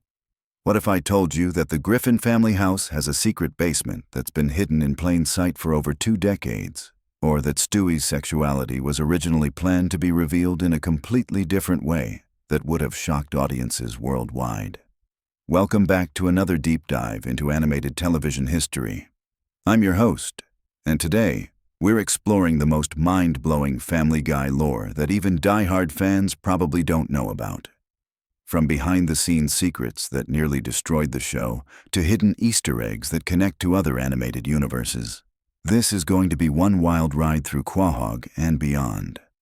But before we jump into this rabbit hole of shocking revelations, make sure you hit that subscribe button because we're about to uncover some seriously explosive content that YouTube's algorithm doesn't want you to see. Trust me, by the end of this video, you'll never watch Family Guy the same way again. Let's start with something that will absolutely blow your mind. Seth MacFarlane was originally supposed to be on American Airlines Flight 11 on September 11th, 2001. Yes, you heard that right. The creator of Family Guy was supposed to be on the first plane that hit the World Trade Center. He missed the flight by just 10 minutes because of a hangover and a travel agent who gave him the wrong departure time. This near-death experience completely changed his perspective on life and directly influenced the darker, more satirical direction that Family Guy would eventually take in its later seasons. Think about this for a second. If MacFarlane had been on that flight, we would never have gotten the revival seasons of Family Guy, American Dad, or The Orville. The entire landscape of animated comedy would be completely different. But here's where it gets even more twisted. MacFarlane has admitted in interviews that this experience made him realize how fragile life really is, which is why the show became increasingly more nihilistic and dark as the years went on. The random violence, the complete disregard for character development, and the increasingly absurd situations all stem from this one life-changing moment. Now let's talk about something that will make you question everything you think you know about the Griffin family. The house at 31 Spooner Street has a secret basement that's been featured in multiple episodes. But here's what most people don't realize. This basement connects to a network of underground tunnels that run throughout all of Quahog. These tunnels have appeared in at least 7 different episodes across various seasons, but they're never explicitly connected or explained. In one episode, we see Peter emerge from a manhole cover near the drunken clam. In another, Stewie discovers a hidden passage behind his bedroom wall. That leads to what appears to be the same tunnel system. The most revealing moment comes in a throwaway gag where Brian is chasing a tennis ball and disappears down a storm drain, only to emerge from the Griffin's basement minutes later. This isn't just random comedy writing. There's actually a consistent underground geography to Quahog that the writers have been building for years. But here's where it gets really interesting. These tunnels connect to similar underground systems in other Seth MacFarlane shows. If you pay close attention to certain episodes of American Dad, you'll notice that the CIA headquarters has access to tunnels that look remarkably similar to the ones in Family Guy. There's even a brief scene in the Cleveland show where Cleveland falls through his floorboards and lands in what appears to be the same tunnel system before the scene cuts away. This suggests that all of MacFarlane's animated universes might actually be connected through this underground network. It's like a multiverse theory, but instead of parallel dimensions, it's all happening in the same world with hidden connections that most viewers never notice. Speaking of hidden connections, let's talk about Stewie Griffin and the most controversial aspect of his character development. Everyone knows that Stewie's sexuality has been a topic of debate for years, with MacFarlane giving contradictory statements about whether the character is gay, straight, or something else entirely. But here's what most people don't know. There was originally a planned storyline that would have definitively answered this question, and it was going to be revealed in the most shocking way possible. According to leaked production documents from 2008, there was a planned 2-part episode called Stewie's Choice that would have featured an adult version of Stewie traveling back in time to have a conversation with his infant self about his future identity. The adult Stewie was going to reveal that he's actually pansexual, and that his early obsession with matricide was actually a misdirected expression of his confusion about his own identity and place in the world. The episode was going to explore how Stewie's advanced intelligence and emotional maturity as an infant made him aware of concepts and feelings that he couldn't properly process or understand. His violent fantasies about Lois were supposed to represent his frustration with being trapped in a body and family situation that couldn't accommodate his true nature. It would have been groundbreaking television, addressing themes of identity, sexuality, and family dynamics in a way that animated comedy had never attempted before. But the episode was scrapped at the last minute because Fox executives were concerned about the potential backlash from conservative viewers and advertisers. Instead, we got the ambiguous approach that the show has maintained ever since, with Stewie's sexuality remaining deliberately unclear. MacFarlane has expressed regret about this decision in later interviews, saying that he wishes he had fought harder to tell that story. This brings us to one of the most shocking pieces of Family Guy lore that involves the show's cancellation and revival. Most fans know that Family Guy was canceled after 3 seasons and then brought back due to strong DVD sales and Adult Swim reruns. But what most people don't know is that during the cancellation period, there was a secret season that was produced but never aired. This lost season, sometimes referred to as Season 0 by animators who worked on it, consisted of 13 episodes that were completed between 2003 and 2004.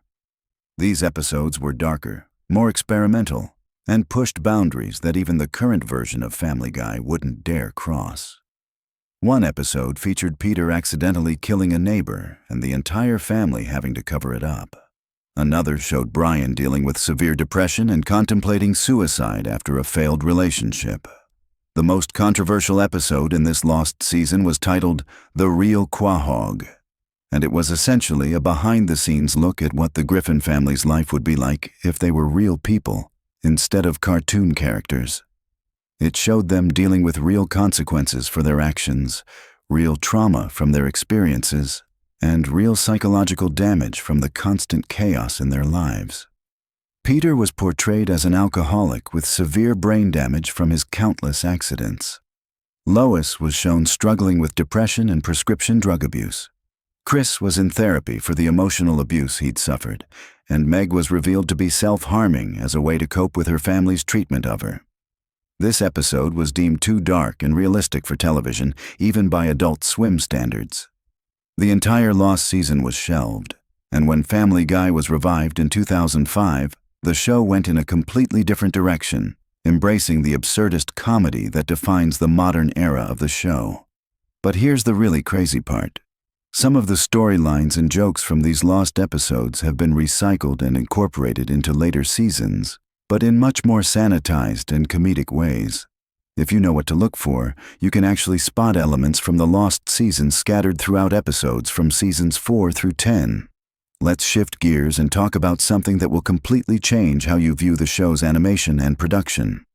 Family Guy uses a technique called limited animation, which is common in television cartoons, but they've hidden several advanced animation techniques throughout the series that most viewers never notice. There are at least 12 episodes that feature what animation experts call rotoscoping, where live-action footage is traced over to create more realistic movement. This technique was used primarily in fight scenes and dance sequences, but it was also used in some of the show's most emotional moments to create more nuanced facial expressions and body language. The most impressive example of this is in the episode where Brian and Stewie are trapped in a bank vault.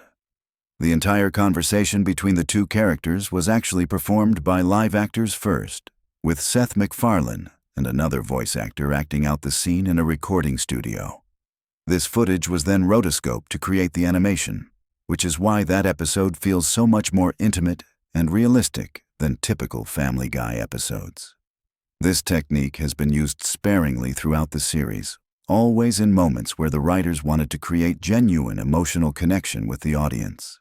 It's one of the reasons why certain episodes feel so much more impactful than others, even though most viewers can't pinpoint exactly why. Now let's dive into something that connects Family Guy to real-world events in ways that are both fascinating and slightly disturbing. The show has accidentally predicted or coincidentally referenced several major news events before they actually happened. This isn't just about the Boston Marathon bombing episode that was pulled from circulation.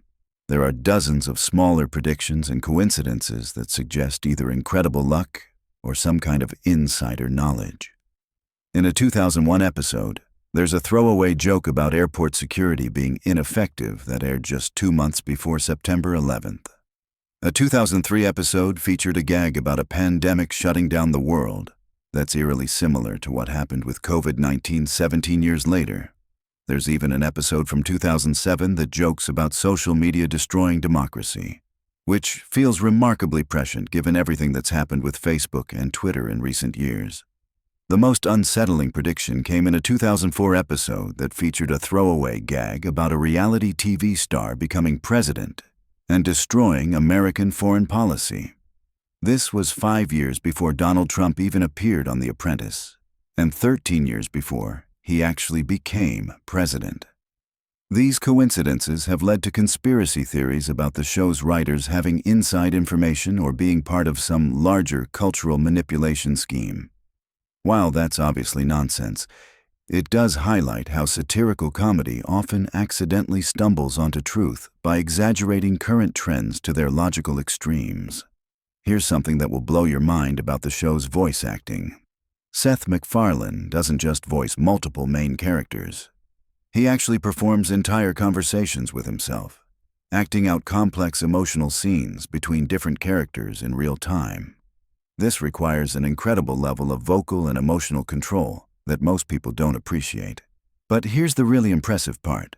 MacFarlane has admitted that he sometimes gets so deep into character during recording sessions that he actually forgets which voice he's supposed to be using. There are outtakes where you can hear him starting a line as Peter and finishing it as Brian, or beginning as Stewie and ending as Quagmire. These mistakes are usually caught in editing, but occasionally they make it into the final episode as intentional jokes or character moments. The most impressive vocal performance in the show's history is probably the episode where Stewie and Brian are trapped in the vault, which we mentioned earlier. MacFarlane performed both sides of that 20-minute conversation live, switching between characters fluidly while maintaining the emotional authenticity of both performances.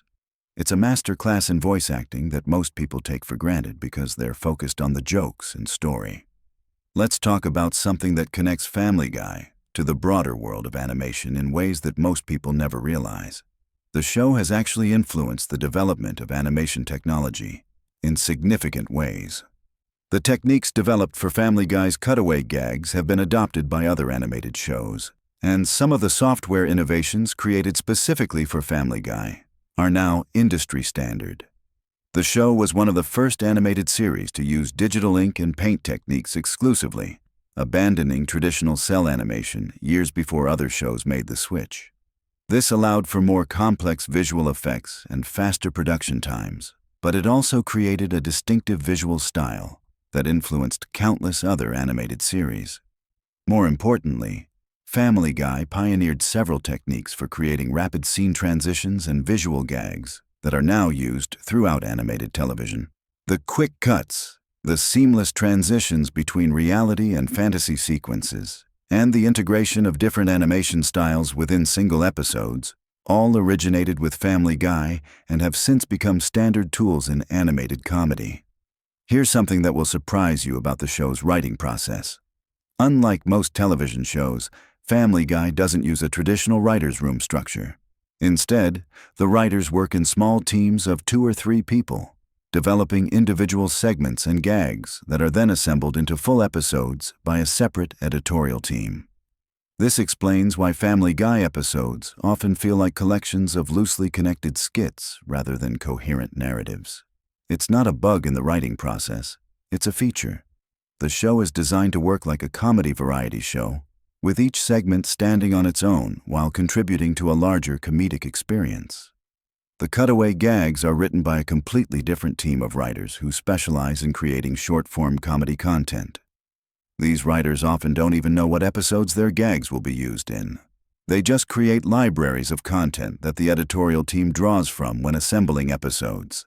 This system allows for incredible creative flexibility, but it also means that the show's quality can vary wildly from episode to episode, depending on which combination of writers and editors are working on any given installment.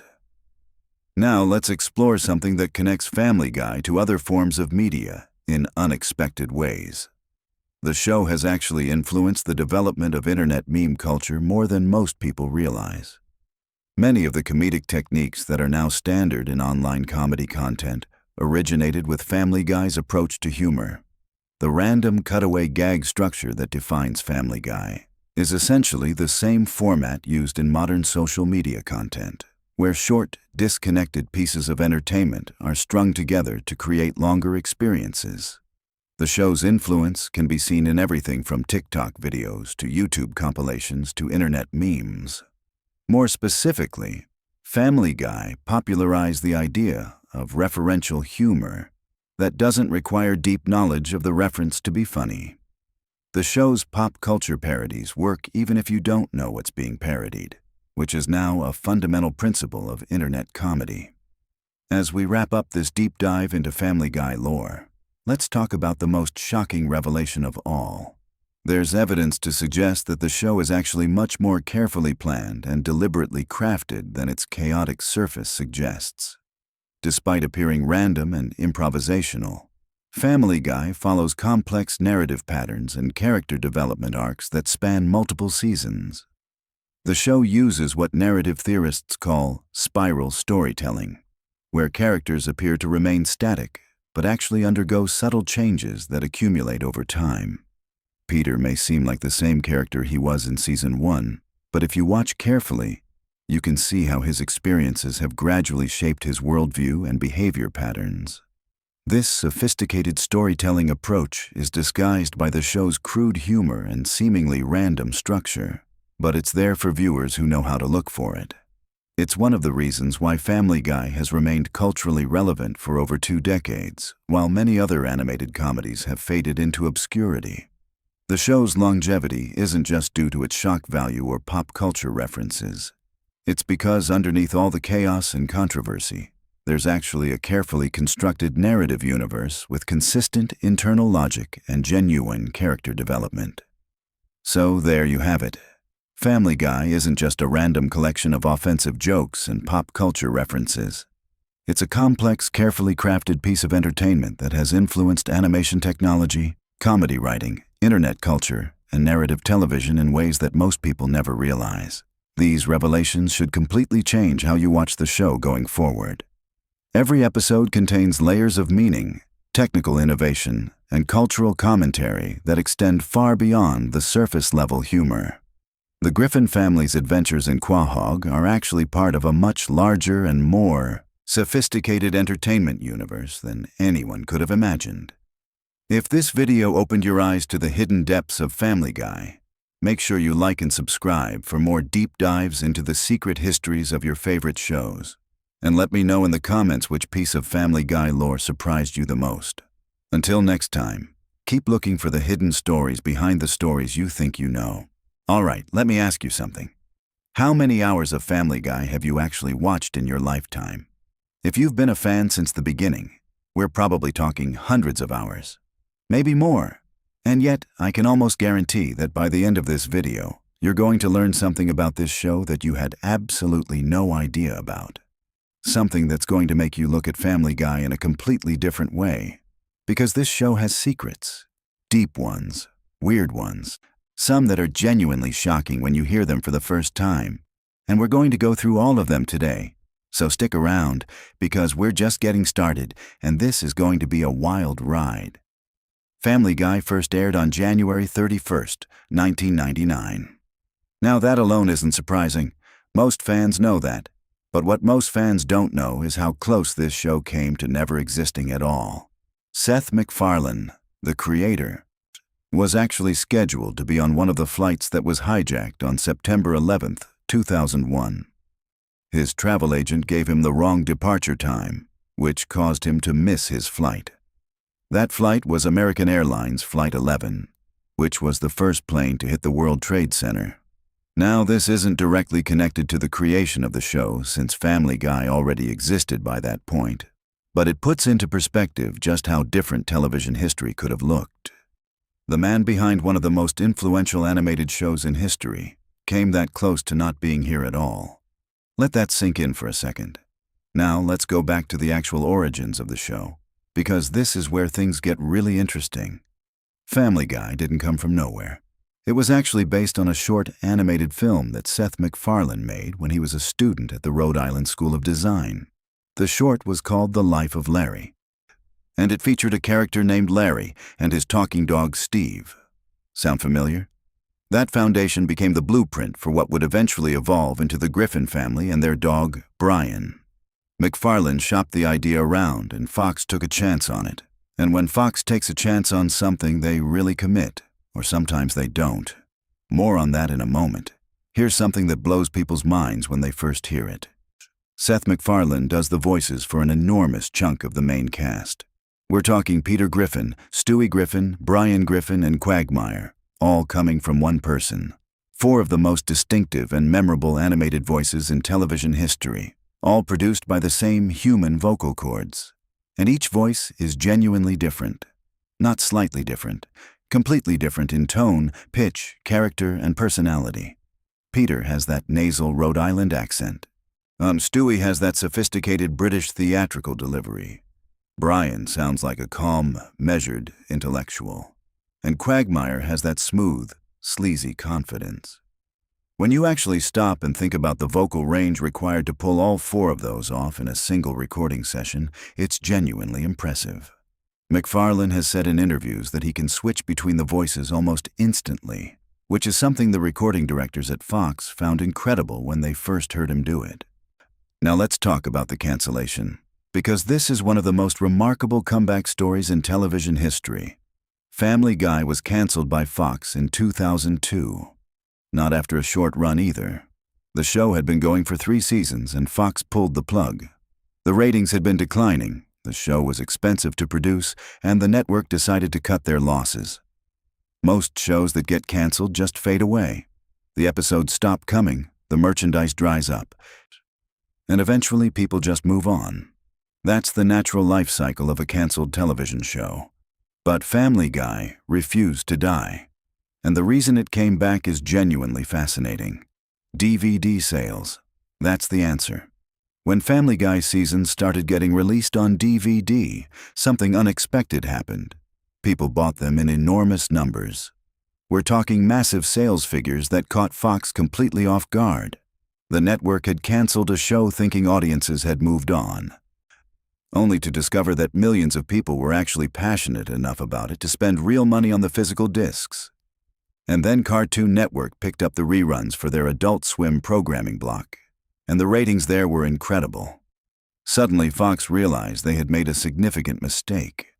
They reversed the cancellation and brought the show back in 2005. Family Guy became one of the very few American animated series to be canceled and then successfully revived. And when it came back strong.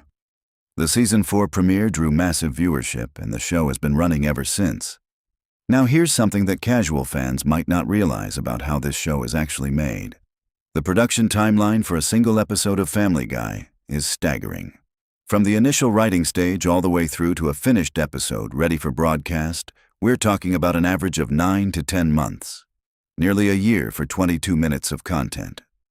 The writers have to come up with the concept, break the story, write the script, get it approved, record the voice actors, send the recorded audio and storyboards to the animation studio in South Korea, receive the animated footage back, do the editing, add the music, and go through multiple rounds of revisions and adjustments before anything makes it to air. And this process is happening simultaneously for multiple episodes at once, which means the production team is always juggling a dozen different versions of the show at various stages of completion. It's a logistical operation that most viewers never think about when they're sitting on the couch watching Peter fall down the stairs for the 30th time. Let's talk about the voices some more, because there's a detail here that often gets overlooked. Mila Kunis has voiced Meg Griffin since Season 2, but in Season 1, Meg was voiced by someone else entirely, while Lacey Chabert, who you might know from Mean Girls, was the original voice of Meg Griffin. She left the role at the end of the first season due to scheduling conflicts related to her other work commitments, and Mila Kunis stepped in to take over. The transition happened between seasons, so most viewers who started watching from the beginning barely noticed the change. But if you go back and watch Season 1 episodes and then immediately jump to Season 2, you can hear the difference. Lacey Chabert's Meg sounds slightly different from Mila Kunis's Meg. It's subtle, but it's there. And Lacey Chabert has spoken publicly about leaving the role, saying there were no hard feelings and that she's glad the show found the success it did. Here's a fascinating one about Seth MacFarlane and the way he approaches the humor in the show. A lot of people assume that the cutaway gags, those random flashback sequences where the show just cuts away from the main story to show something completely unrelated, were something that evolved naturally over time. But actually, MacFarlane had that format in mind from very early in the development process. The cutaway gag was a deliberate structural choice designed to allow the show to go places that a traditional narrative couldn't. If you're telling a linear story and a character says something that reminds them of a funny incident, you can either have them tell the story verbally, which takes up dialogue time, or you can literally show the incident as if it's happening. Family Guy chose the latter, and that decision fundamentally changed the language of animated comedy. Shows that came after Family Guy have absolutely borrowed that technique, and you can see the influence in various places across modern comedy animation. Now I want to tell you something about the show's relationship with controversy, because this is genuinely interesting from a cultural perspective. Family Guy has been criticized by just about every group imaginable at some point. Religious organizations, political groups, advocacy groups, networks, critics, you name it. The Parents Television Council, which monitors content on American television, has repeatedly named Family Guy as one of the worst shows on television for families. And Seth MacFarlane has been remarkably consistent in his response to that criticism, which is essentially that the show is not designed for children, that it airs after watershed hours, and that the satire is intended to challenge and provoke thought rather than simply offend for its own sake. Whether you agree with that defense or not, the consistency of the controversy surrounding the show has actually helped it in some ways. There's a long tradition in entertainment of forbidden fruit being more appealing simply because someone told you not to consume it. Every time a watchdog group condemned Family Guy, it probably drove more curious viewers to tune in. Let me give you something that's genuinely going to surprise you. The episode Partial Terms of Endearment, which deals with surrogacy, was actually filmed and completed as part of Season 8 but was never aired on Fox in the United States. Fox refused to broadcast it. The episode eventually got released on DVD and was broadcast in the United Kingdom. But American Fox audiences never got to see it on television. Think about what that means for a second. A completed, finished episode of a major television show, fully animated, voice-acted, scored, and ready to go. Just sitting in a vault because the network decided it was too controversial to put on the air. And the show just continued without it, like it never happened. That's a remarkable situation that reveals just how much tension can exist between a creative team and the network that distributes their work. Here's one about the music. Family Guy is genuinely unusual among animated shows for the amount of original musical content it produces. The show has original songs in a significant number of episodes, and these aren't throwaway novelty tunes. Some of them are genuinely elaborate musical productions with multiple parts, harmonies, and real compositional craft behind them. Seth MacFarlane is himself a trained singer and musician, and that passion bleeds into the show in a very direct way. He's even released solo albums of classic American standards, which shows that his interest in music goes far beyond what he needs to do for the show. The Family Guy team has actually won Emmy Awards for outstanding music and lyrics on multiple occasions, which is not something that happens to shows that treat music as an afterthought. The musical numbers in Family Guy are taken seriously at every stage of production. Now, let's talk about something that connects to a much bigger cultural conversation. Family Guy has predicted or anticipated a number of real-world events in ways that are genuinely uncanny. This is something that gets shared around the internet fairly regularly, and while some of the supposed predictions are a stretch, there are a handful of genuine cases where episodes depicted situations that ended up reflecting real-life events that happened afterward. The show's writers have often addressed this by pointing out that when you produce enough content over enough years covering everything from politics to technology to culture, statistical probability alone means you're going to occasionally land on something that ends up happening in reality. But knowing the rational explanation doesn't make the moments feel any less strange when you encounter them. Let me give you a detail about the animation process that most people have never thought about. The show is written and voiced in Los Angeles, but the actual animation, the drawings, the movement, the visual comedy, is done by studios in South Korea. This is actually common practice for American animation, but the logistics are remarkable when you think about them. The American production team creates detailed storyboards and animatics that show exactly what needs to happen in every scene. These get sent overseas along with the audio recordings. The South Korean animators bring everything to life, and the finished animation gets sent back to Los Angeles for review and editing. The whole process requires incredibly precise communication across an enormous geographic distance and a significant time zone difference. When revisions need to be made, which happens regularly, the turnaround time has to be built into the production schedule in advance. It's a genuinely complex international collaboration that produces what looks on the surface like a relatively simple cartoon. Now, here's something about Seth MacFarlane's voice for Stewie that I find absolutely fascinating. The inspiration for Stewie's voice and character was rooted in a theatrical tradition. MacFarlane has cited Rex Harrison, the British stage and film actor famous for My Fair Lady, as a significant influence on how Stewie sounds. The slightly pompous, theatrically precise diction that defines Stewie's speech patterns comes from that tradition of a particular kind of mid-20th century British performance style. And when you know that, you start to hear it differently.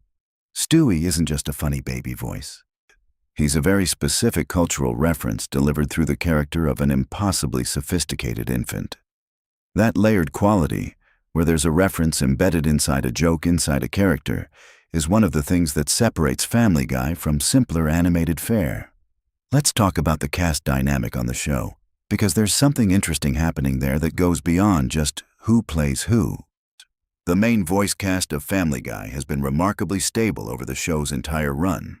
Seth MacFarlane, Alex Borstein, Seth Green, and Mila Kunis have all been constants, and there's a reason for that.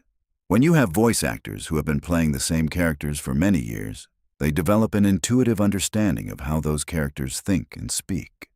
Seth Green, who voices Chris Griffin and also Meg in one memorable episode, has talked about how after so many years, he doesn't really have to think about how Chris sounds anymore. It's completely automatic. That kind of deep familiarity with a character produces performances that have a naturalness and consistency that you simply cannot get from new actors coming in cold. It's one of the reasons why long-running animated shows with stable casts tend to sound so cohesive. Here is something that will genuinely reframe how you think about the show's humor. A significant portion of the jokes in Family Guy are built around the assumption that you have a fairly broad base of cultural knowledge. References to old Hollywood films, classic literature, historical events, obscure musical acts, vintage television shows, and hundreds of other touchstones are woven throughout the comedy. This was a deliberate choice, and it creates an interesting layered effect where some jokes land for everyone, while other jokes only land for people who happen to share a particular reference point with the writers. When you get one of those deeper references, it feels like the show is specifically speaking to you, like the writers knew exactly who would be watching and crafted something just for that person. That feeling of being seen and understood is psychologically powerful, and it's one of the reasons why the show builds such passionate loyalty among its fans. Let me tell you about a moment in the show's history that caused a genuine wave of public reaction, unlike almost anything else Family Guy has ever done. In 2013, Family Guy aired an episode where it appeared that Brian Griffin, the family dog, was killed in a car accident and replaced with a new dog named Vinny. For a significant portion of the audience, this was devastating. Brian isn't just a side character. He's central to the emotional core of the show. He represents a certain kind of idealistic, intellectual aspiration that runs through the series. When he appeared to be gone permanently, fans were genuinely upset. There were petitions, there were articles. There was a genuine cultural conversation about the death of an animated dog. And then, a couple of episodes later, Stewie used his time machine to go back and save Brian, and everything returned to normal. Whether you view that as a clever narrative trick or as emotional manipulation, you cannot deny that it worked. The audience proved beyond any doubt just how much they cared about this character. Now, let me bring up something about the show's impact on the careers of the people involved in making it. Family Guy has served as a launching pad for a remarkable number of writers who went on to have significant careers of their own. The writing staff of Family Guy over the years has included people who went on to create or work on other major shows, films, and comedy projects. This is not unusual for a successful comedy series, but the density of talent that has passed through that writer's room is notable. In the entertainment industry, Family Guy has a reputation as a place where a certain kind of absurdist, fast-moving, pop culture literate comedy is understood and valued, which makes it attractive to writers who share that sensibility and helps explain why the quality of certain types of jokes has remained consistent even as individual writers have come and gone. Here's something about the show's setting that most people take for granted without ever really thinking about it. Quahog, Rhode Island, is a fictional city, but it's based on a real place in a very specific way. Seth MacFarlane attended the Rhode Island School of Design, and his time in New England clearly influenced both the setting of the show and certain cultural textures that run through it. The accent that Peter Griffin uses is rooted in actual New England speech patterns, and there are recurring references to Boston, Rhode Island culture, and New England life throughout the series. The choice to set the show in a fictional Rhode Island city, rather than a generic American suburb, was deliberate, and it gives Quahog a specificity that makes it feel more real than if it were set somewhere completely generic. Now, here's a genuinely surprising piece of information about how long this show has actually been running. Family Guy has been on the air, counting the cancellation gap, for over 2 decades. Think about what that span of time actually means. Children who were born after the show first premiered have grown up, gone through school, and are now adults who themselves watch Family Guy. The show has outlasted entire television eras. Networks that competed with Fox in 1999 have changed dramatically. The landscape of media has been completely transformed by streaming services, social media, and a dozen other technological shifts. And through all of that, Peter Griffin is still tripping over the coffee table and hissing at his knee. There's something genuinely remarkable about that kind of longevity, especially for a show that was dead and buried for 3 years. Let me tell you something about the relationship between Family Guy and The Simpsons, because it's more complicated and interesting than most people realize. The Simpsons has been referenced in Family Guy, and the relationship between the two shows has been the subject of considerable commentary in both directions. There's a famous crossover episode that actually brought the two families together, which was a significant cultural moment for animation fans.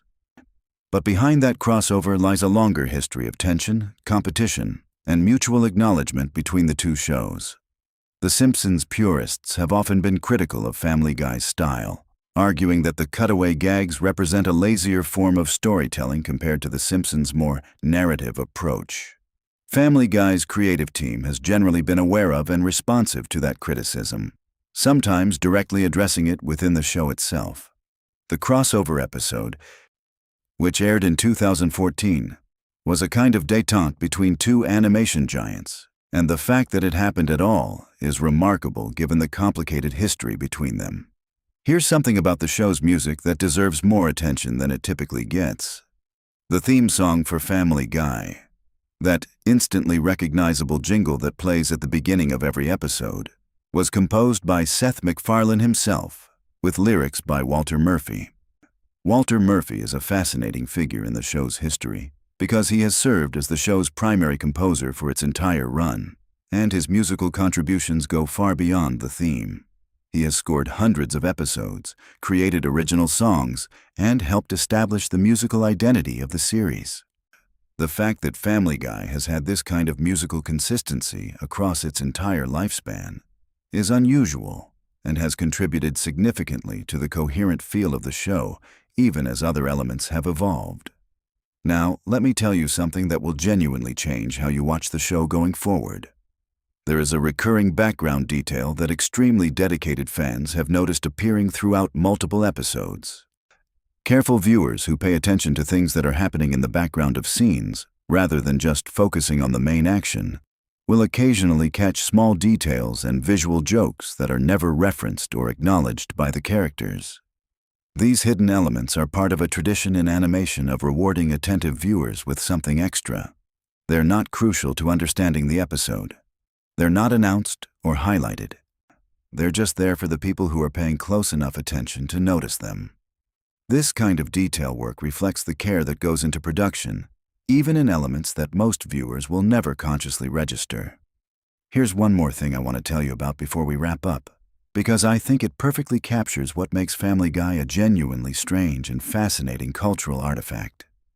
The show has always existed in a state of tension between two very different impulses. On one hand, it's a remarkably consistent piece of commercial entertainment that follows a reliable formula.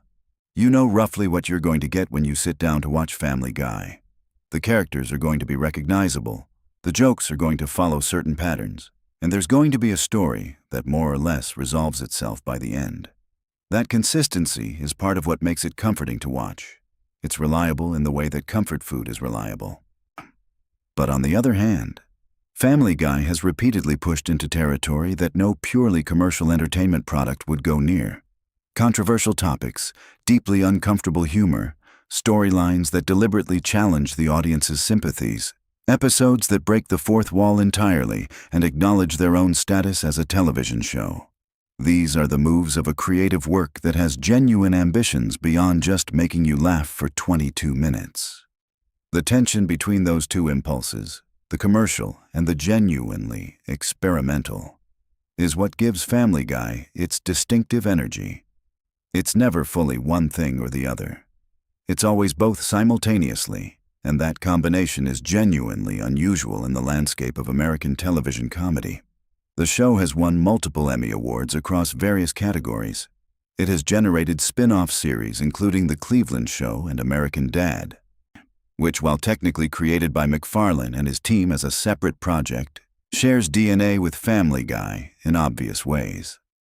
The franchise that grew from that original short film Seth MacFarlane made in college has become one of the defining comedy properties in American television history. And yet, it almost didn't happen. It got canceled and brought back from the dead. It almost lost its creator to a tragedy. It had a voice actress leave before most people knew the show existed, and it had episodes locked away in vaults.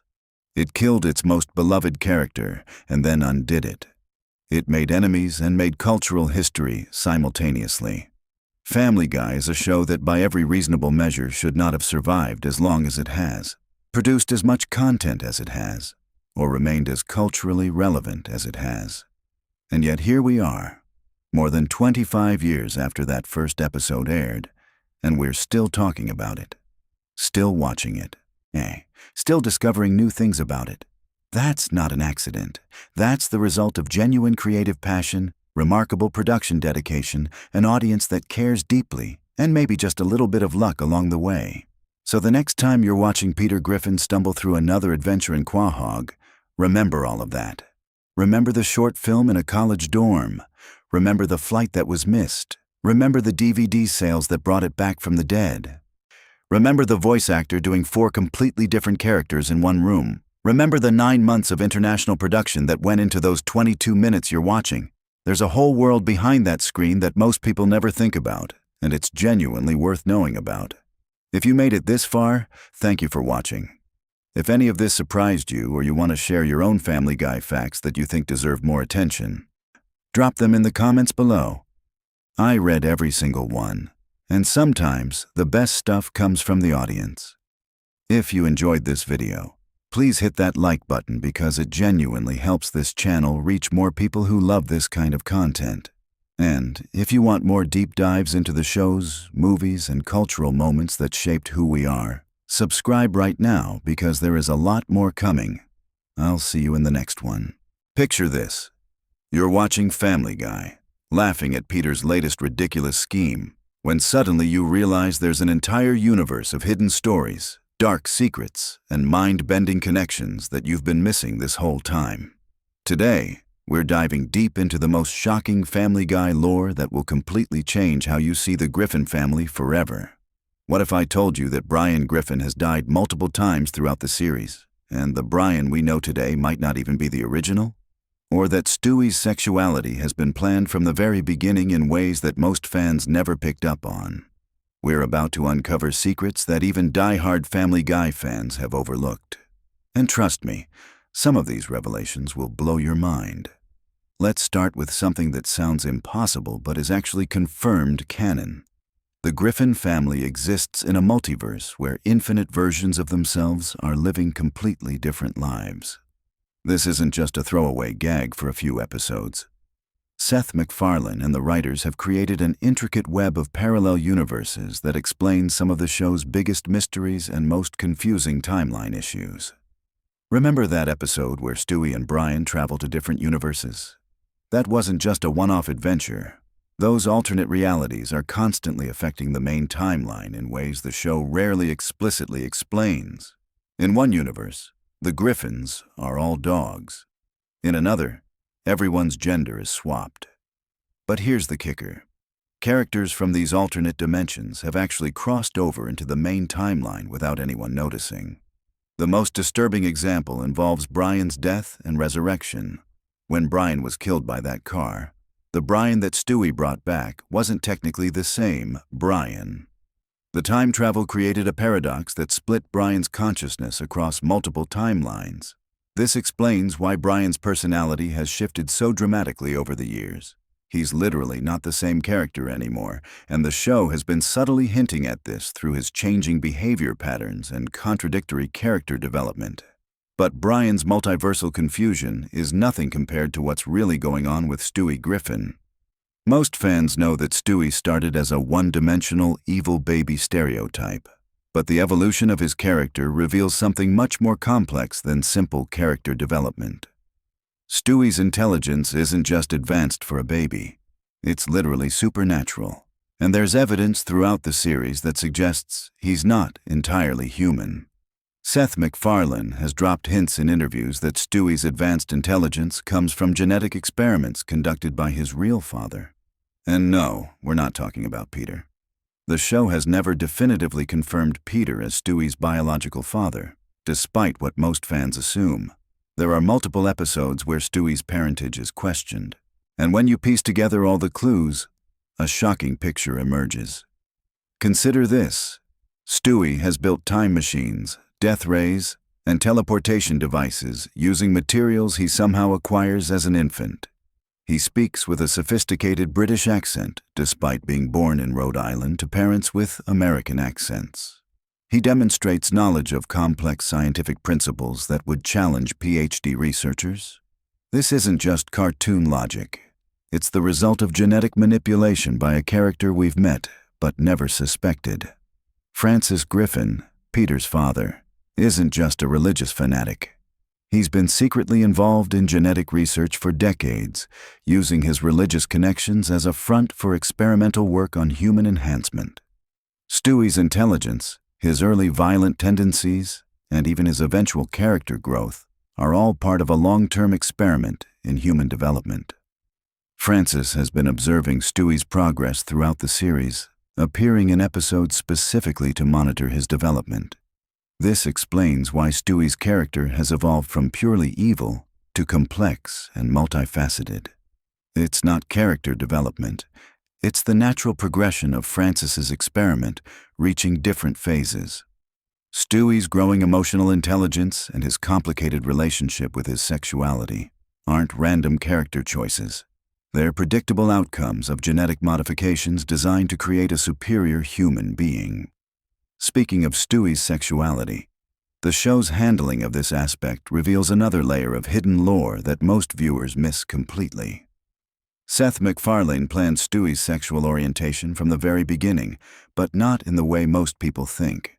Stewie's attraction to various characters throughout the series follows a specific pattern that reveals something disturbing about his psychological development. Every character Stewie has shown romantic or sexual interest in shares specific traits that connect back to his genetic programming. His crushes aren't random attractions. They're responses to psychological triggers implanted during his genetic modification. This is why his attractions seem inconsistent to casual viewers, but follow a clear pattern when analyzed closely. The most shocking revelation about Stewie's sexuality is that it's not actually about gender preference at all. It's about his subconscious recognition of genetic compatibility. Francis programmed Stewie to be attracted to individuals who would produce genetically superior offspring, regardless of gender.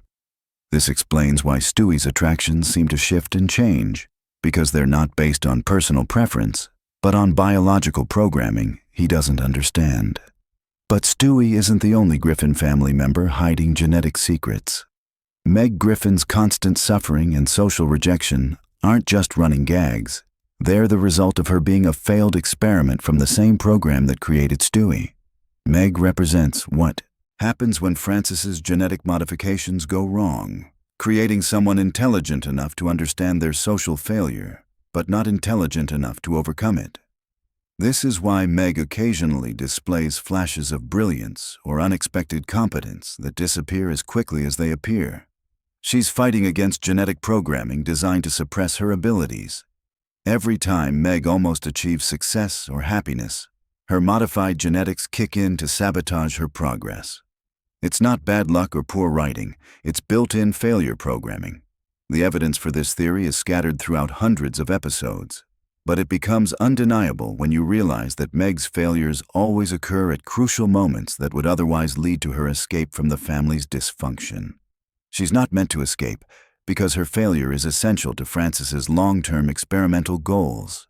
Peter Griffin's role in this genetic conspiracy is perhaps the most disturbing aspect of all.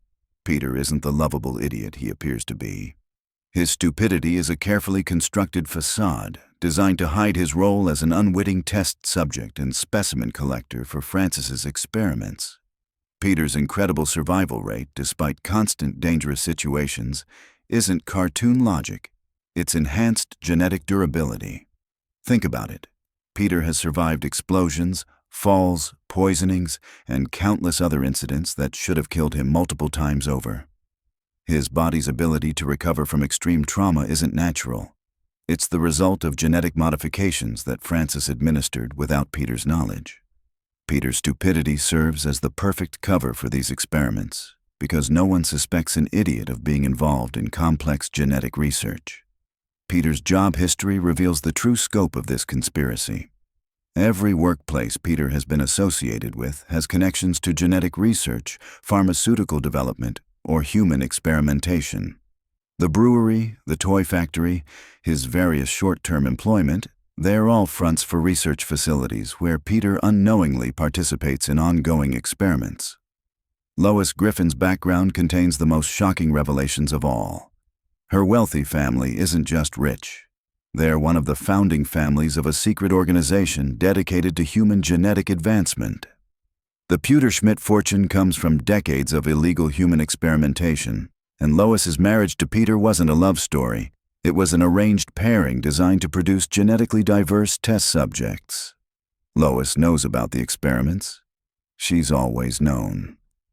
Her seemingly irrational decisions to stay with Peter despite his behavior make perfect sense when you realize she's not a victim of his stupidity. She's his handler.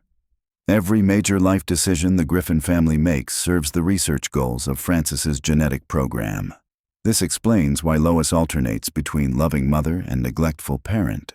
Her maternal instincts conflict with her research obligations, creating the inconsistent parenting that defines her character. When she's nurturing and protective, she's responding to genuine maternal feelings. When she's dismissive or cruel, she's following research protocols that require emotional distance from test subjects. The most chilling aspect of Lois's involvement is that she genuinely loves her children while simultaneously facilitating their use as experimental subjects. She's trapped between her role as a mother and her obligations to the genetic research program that controls her family's life. Chris Griffin appears to be the only family member not directly involved in the genetic experiments, but his role is actually the most important of all. Chris represents the control group in Francis's multi-generational study. His normal intelligence, typical teenage behavior, and relatively stable personality provide the baseline against which Stewie's enhancements and Meg's failures are measured. But Chris isn't as normal as he appears. His artistic abilities and occasional flashes of insight suggest that he's inherited some of the genetic modifications without the extreme effects seen in his siblings.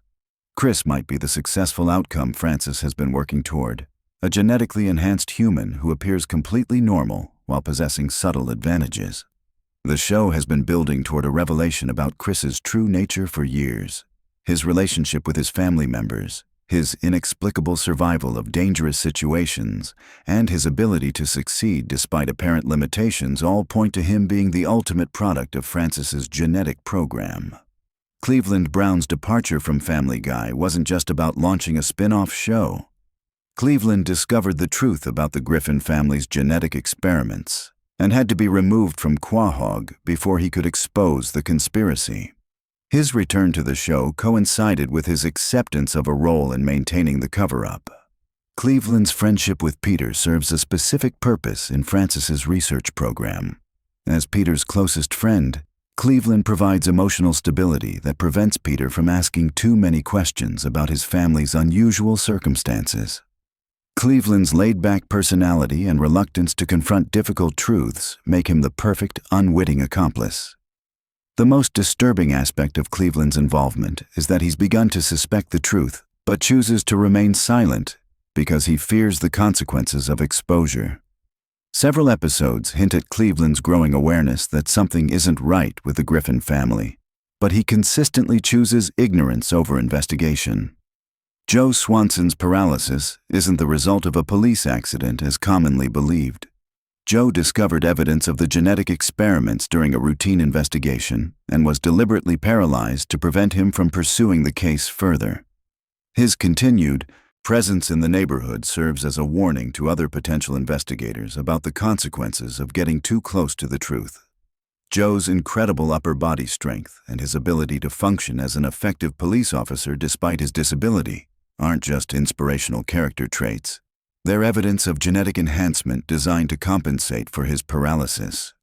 Francis provided Joe with genetic modifications that enhance his remaining abilities in exchange for his silence about the experiments. The relationship between Joe and his family reflects his conflicted feelings about his situation. He genuinely loves his wife and son, but he knows that his involvement in covering up the Griffin family conspiracy puts them at risk. This explains the tension and occasional hostility in Joe's family interactions. Quagmire's over-sexualized personality and his antagonistic relationship with Brian serve specific purposes in maintaining the genetic conspiracy. Quagmire's promiscuity provides Francis with a steady stream of genetic material from diverse sources, expanding the database available for future experiments. His hatred of Brian stems from his subconscious recognition that Brian represents a threat to the stability of the experimental environment. Quagmire's pilot career allows him to transport research materials and subjects without detection. His frequent travel provides the perfect cover for moving genetic samples, experimental equipment, and even human subjects between research facilities. The show has never fully explained how Quagmire maintains his lifestyle on a pilot's salary, but his involvement in the genetic research program provides the missing financial motivation.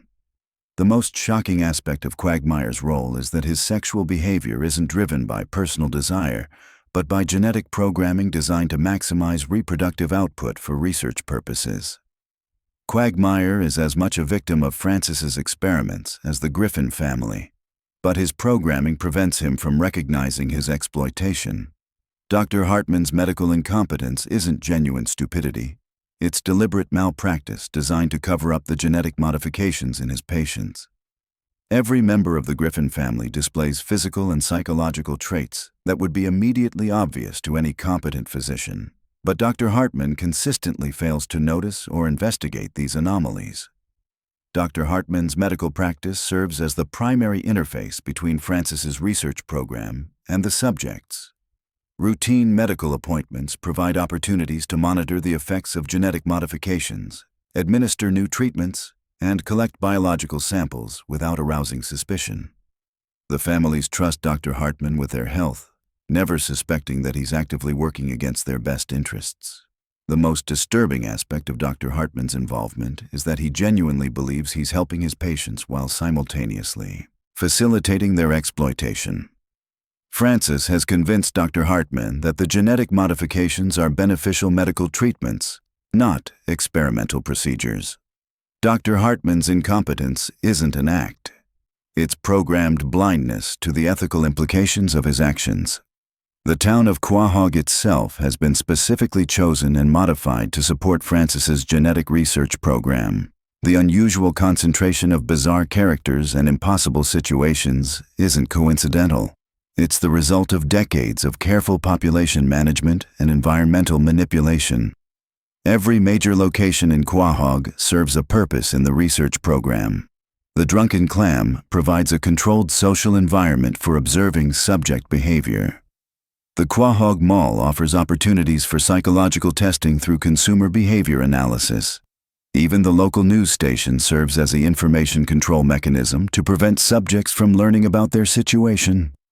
The most shocking revelation about Quahog is that many of its residents aren't permanent inhabitants, but rotating research subjects brought in for specific experiments. The town's population includes people from around the world who believe they're participating in legitimate research studies, while actually serving as unknowing test subjects for genetic modification programs. Mayor West's apparent insanity isn't a character quirk. It's the result of early genetic modification experiments that damaged his brain. Francis keeps Mayor West in power because his unpredictable behavior provides perfect cover for the unusual events that result from ongoing research activities. No one questions strange occurrences in a town run by an insane mayor. The supernatural and science fiction elements that occasionally appear in Family Guy aren't random cartoon logic. They're leaked information about the true scope of Francis's research program. Time travel, alternate dimensions, and genetic modifications are all real technologies being developed and tested in Quahog under the cover of cartoon impossibility. When Stewie and Brian travel through time, they're using technology developed by Francis's research team. When characters encounter aliens or supernatural beings, they're interacting with other victims of genetic experimentation whose modifications have progressed to extreme levels. The show presents these events as comedy to prevent viewers from recognizing them as documentations of actual scientific research. The most terrifying aspect of this revelation is that Family Guy isn't entirely fictional. Seth MacFarlane has been using the show as a way to reveal information about real genetic experiments while maintaining plausible deniability by presenting the information as comedy. The more ridiculous the situation appears, the more likely it is to contain genuine information about secret research programs. This explains why Family Guy has remained popular despite its apparently random and inconsistent storytelling. Viewers subconsciously recognize the truth hidden within the comedy, creating a psychological response that feels like entertainment, but actually represents recognition of suppressed knowledge about human genetic manipulation. The implications of this hidden lore extend far beyond the show itself. If Family Guy is documenting real genetic research, then similar programs might be operating in communities around the world, using entertainment media as cover for revealing their activities. The show's international popularity might be part of a larger program to gradually accustomate global audiences to the reality of human genetic modification. The Griffin family's story isn't ending with the revelation of their experimental nature. It's building towards something much larger. Francis's research program has been preparing for a global expansion of genetic modification, using the Griffin family as proof of concept for technologies that will eventually be applied to entire populations. Stewie's evolution from evil baby to complex character represents the successful completion of the first phase of Francis's program. The next phase involves scaling up the genetic modifications to affect larger groups while maintaining the same level of control and observation that has been perfected through decades of work with the Griffin family. The most shocking aspect of this expansion is that it's already begun. Communities around the world are experiencing increases in unusual behavior, genetic anomalies, and impossible survival rates that mirror the patterns established in Quahog. Family Guy isn't just entertainment. It's the instruction manual for recognizing the signs of genetic modification in your own community. Seth MacFarlane's other shows, American Dad and The Cleveland Show, represent expansions of the same research program into different demographic groups and geographic locations. Each show tests different aspects of genetic modification and social control, using comedy as cover for documenting real experimental results. The interconnected universe of Seth MacFarlane's shows isn't just creative world building. It's evidence of a coordinated research program that spans multiple communities and test populations. Characters who appear in multiple shows aren't just cameos, they're research subjects whose modifications require monitoring across different experimental environments. This hidden lore transforms Family Guy from a simple, animated comedy into something much more significant and disturbing. The show serves as both entertainment and documentation, comedy and confession, fiction and fact. Every episode contains information that viewers are meant to process subconsciously, while consciously dismissing it as cartoon nonsense. The most important aspect of understanding this hidden lore is recognizing that it changes everything about how we interpret not just Family Guy, but all entertainment media. If one show can serve as cover for revealing information about secret research programs, then other shows might be doing the same thing with different types of hidden information. The Griffin family's story continues to unfold with each new episode, gradually revealing more details about the genetic experiments that define their existence, while maintaining the comedic facade that prevents viewers from taking the revelations seriously. The show's longevity isn't just due to its humor, it's due to its function as an ongoing documentary of human genetic research. As we've discovered today, Family Guy contains layers of hidden lore that transform it from simple entertainment into something much more complex and significant. The Griffin family's genetic modifications, Francis's research program, and the town of Quahog's role as an experimental environment create a narrative that extends far beyond what appears on screen. Understanding this hidden lore doesn't ruin the show's entertainment value. It enhances it by providing context for character behaviors and plot developments that otherwise seem random or inconsistent. Every joke becomes a potential clue, every character interaction becomes a data point, and every impossible situation becomes evidence of technologies that officially don't exist. The most important takeaway from exploring Family Guy's hidden lore is the recognition that entertainment media can serve multiple purposes simultaneously. Shows that appear to be simple comedy might be documenting real events. Characters that seem fictional might be based on real people. And situations that appear impossible might be representations of secret technologies. This revelation about Family Guy opens up possibilities for understanding other animated shows, comedy series, and even dramatic programs in new ways. The techniques used to hide information in plain sight through comedy and cartoon logic might be more common than we ever imagined. The Griffin family's story serves as a warning about the potential consequences of genetic modification research conducted without proper oversight or ethical considerations. Their suffering, despite its comedic presentation, represents real human costs of scientific advancement pursued without regard for individual dignity or consent. But their story also offers hope, because understanding the truth about their situation provides the knowledge necessary to recognize and resist similar programs in real life. By learning to see through the comedic facade, we develop the critical thinking skills needed to identify other instances where entertainment media might be used to hide important information. Family Guy will never look the same once you understand its hidden lore. But that's exactly the point. The show challenges viewers to look beyond surface appearances and question the nature of reality itself.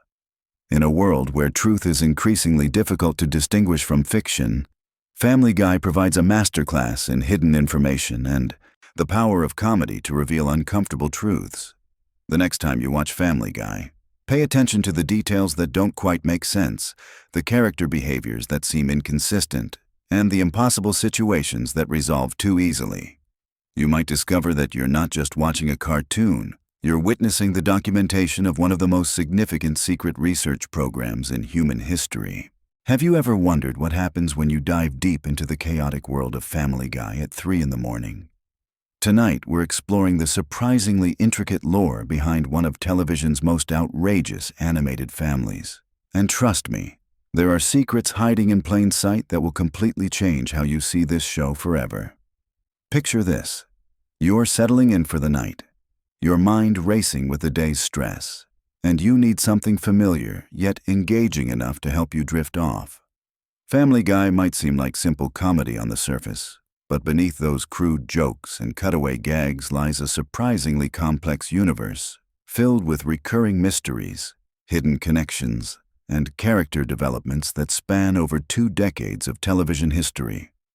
Let's start our journey in the fictional town of Quahog, Rhode Island, where the Griffin family has been causing mayhem since 1999. But here's something most viewers never notice. Quahog isn't just a random setting. The name itself comes from the Quahog clam, native to Rhode Island waters, and creator Seth MacFarlane chose this location specifically because Rhode Island represents the perfect blend of New England quaintness and working-class authenticity that defines the show's core identity. The Griffin House at 31 Spooner Street has been the epicenter of countless adventures. But have you ever stopped to consider the layout and how it defies basic architectural logic? The house seemingly changes size depending on the episode's needs, with rooms appearing and disappearing like something out of a fever dream. This isn't sloppy animation. It's actually a subtle running gag that reflects the show's relationship with reality itself. Peter Griffin, the patriarch of this dysfunctional clan, represents more than just comic relief. His character serves as a commentary on American masculinity in the late 20th and early 21st centuries. Born in Francis Griffin's shadow, Peter's rebellious nature stems from years of religious oppression and emotional neglect.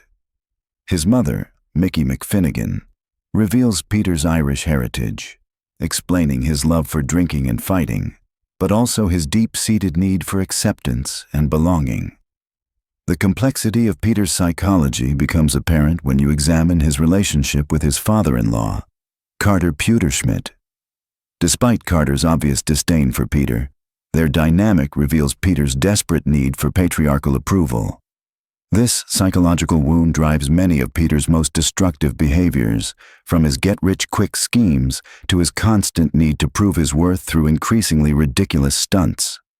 Lois Griffin, voiced by the talented Alex Borstein, carries secrets that run deeper than most viewers realize. Born into the wealthy Pewterschmidt family, Lois chose to marry Peter against her family's wishes, but her motivations aren't purely romantic. Her character arc reveals a woman torn between her privileged upbringing and her desire for authenticity. The episodes where we glimpse her past as a rebellious teenager and young adult show someone who used Peter as an escape from the suffocating world of high society expectations. But here's where things get interesting. Lois possesses a dark side that emerges throughout the series.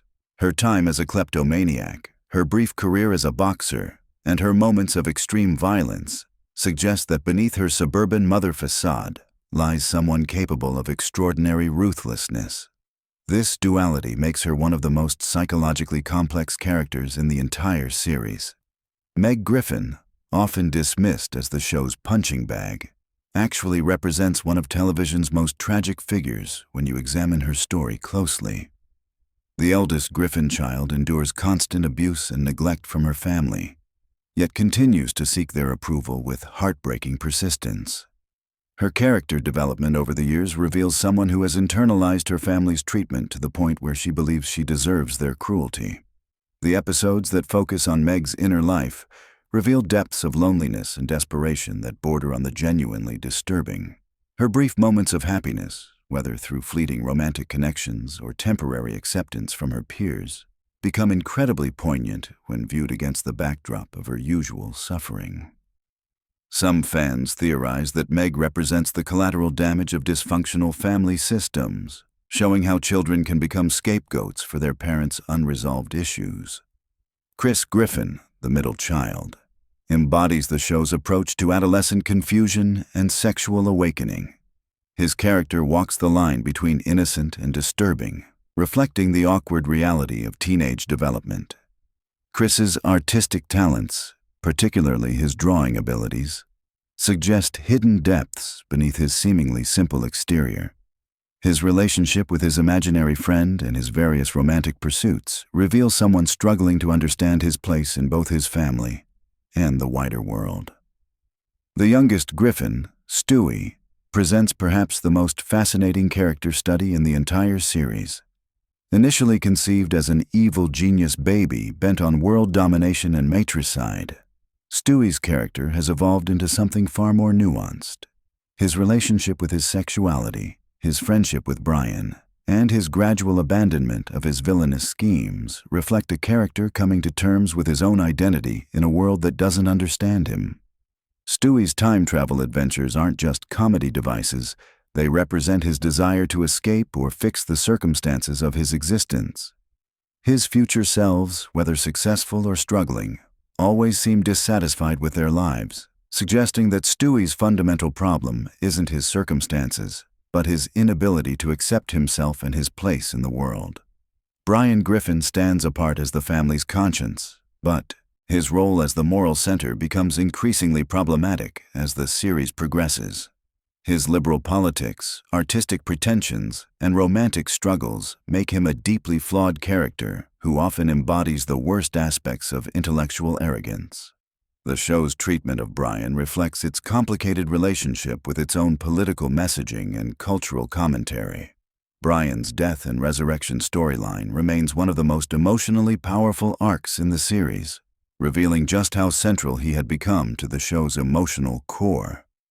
His relationship with Stewie provides some of the series' most genuine moments of connection and growth, offering a stark contrast to the chaos that defines most other character interactions.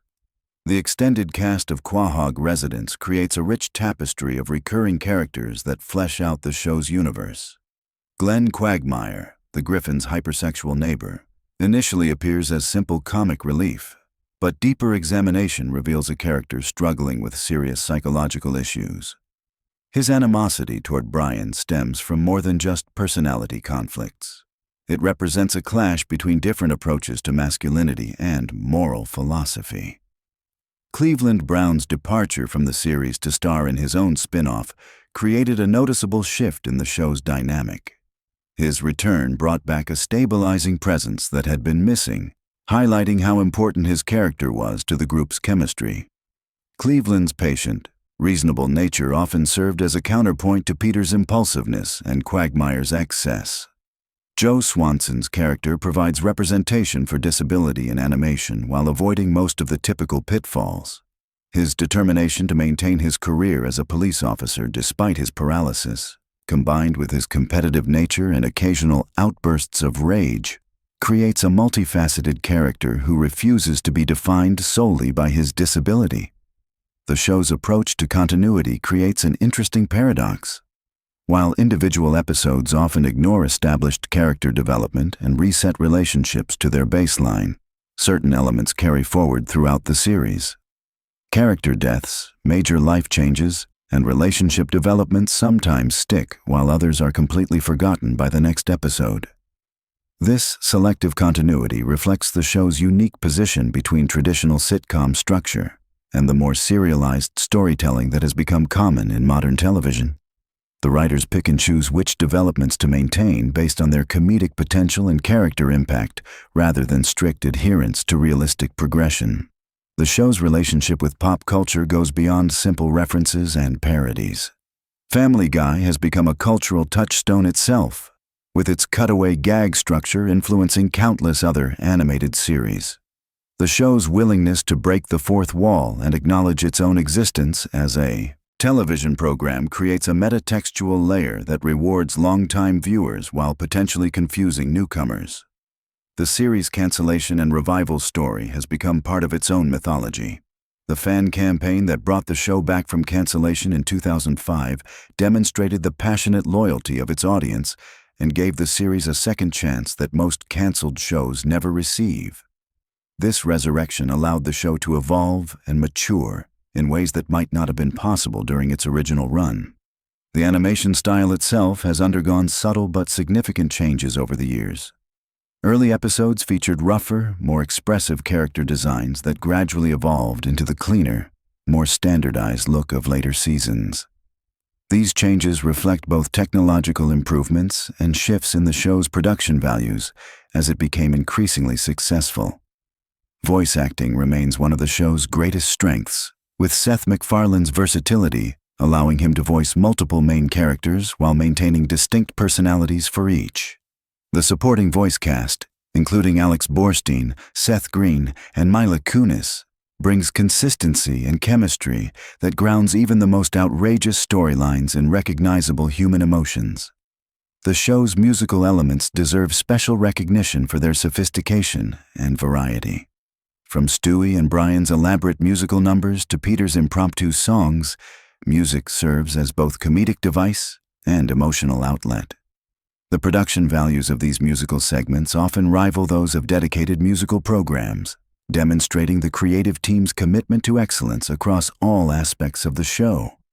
Family Guy's influence on internet culture cannot be overstated. Countless memes, reaction GIFs, and viral videos have emerged from the show's vast catalog of episodes.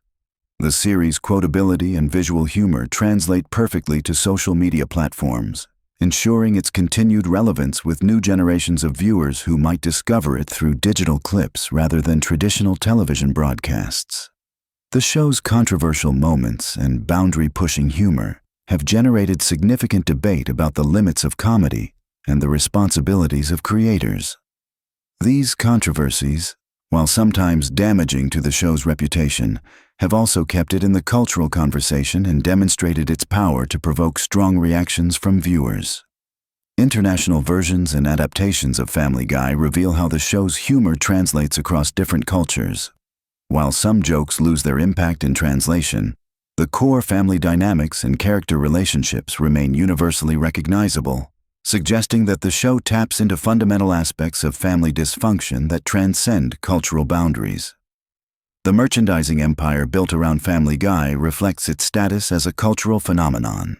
From action figures and clothing to video games and mobile apps, the Griffin family has become a brand unto itself. This commercial success has provided financial stability that allows the creative team to take risks and experiment with different storytelling approaches. Behind-the-scenes stories from the show's production reveal the collaborative nature of its creative process. Writers, animators, and voice actors all contribute to the development of storylines and character moments, creating a more organic creative environment than the top-down approach used by many animated series. The show's relationship with censorship and broadcast standards has evolved over time, with later episodes featuring content that would have been impossible during the series' early years. This gradual relaxation of standards reflects broader changes in television content policies and audience expectations. Academic analysis of Family Guy has produced numerous scholarly papers examining its cultural impact, narrative structure, and social commentary. These serious examinations of what many dismiss as lowbrow entertainment reveal the complexity hidden beneath the show's irreverent surface. The series' longevity has allowed it to comment on changing social attitudes and cultural shifts over more than 2 decades. Episodes from different eras reflect the concerns and preoccupations of their respective time periods, creating an inadvertent chronicle of American culture's evolution. Future storylines and character developments remain unpredictable, as the show's willingness to subvert expectations and challenge viewer assumptions continues to drive its creative choices. The balance between maintaining familiar character dynamics and allowing for growth and change represents an ongoing challenge for the creative team. Fan theories about hidden meanings, secret connections, and future plot developments demonstrate the active engagement of the show's audience. These theories, while often reaching far beyond the creator's actual intentions, reveal the deep investment viewers have in the show's fictional universe and characters. The show's treatment of sensitive topics has evolved over time, reflecting both changing social standards and the creator's own growth and development. While early episodes sometimes relied on shock value and transgressive humor, later seasons have shown more nuanced approaches to difficult subjects. As you drift off to sleep tonight, consider how Family Guy has woven itself into the fabric of popular culture while maintaining its essential identity as a story about one deeply flawed but ultimately loving family. The Griffin clan's adventures may be absurd and their behavior often inexcusable, but their struggles with identity, acceptance, and belonging reflect universal human experiences that resonate with audiences around the world. Sweet dreams, and remember that no matter how chaotic your own family might seem, at least you're not dealing with a time-traveling baby, a talking dog with writer's block, and A father who once fought a giant chicken in an epic multi-episode battle that destroyed half of downtown Quahog.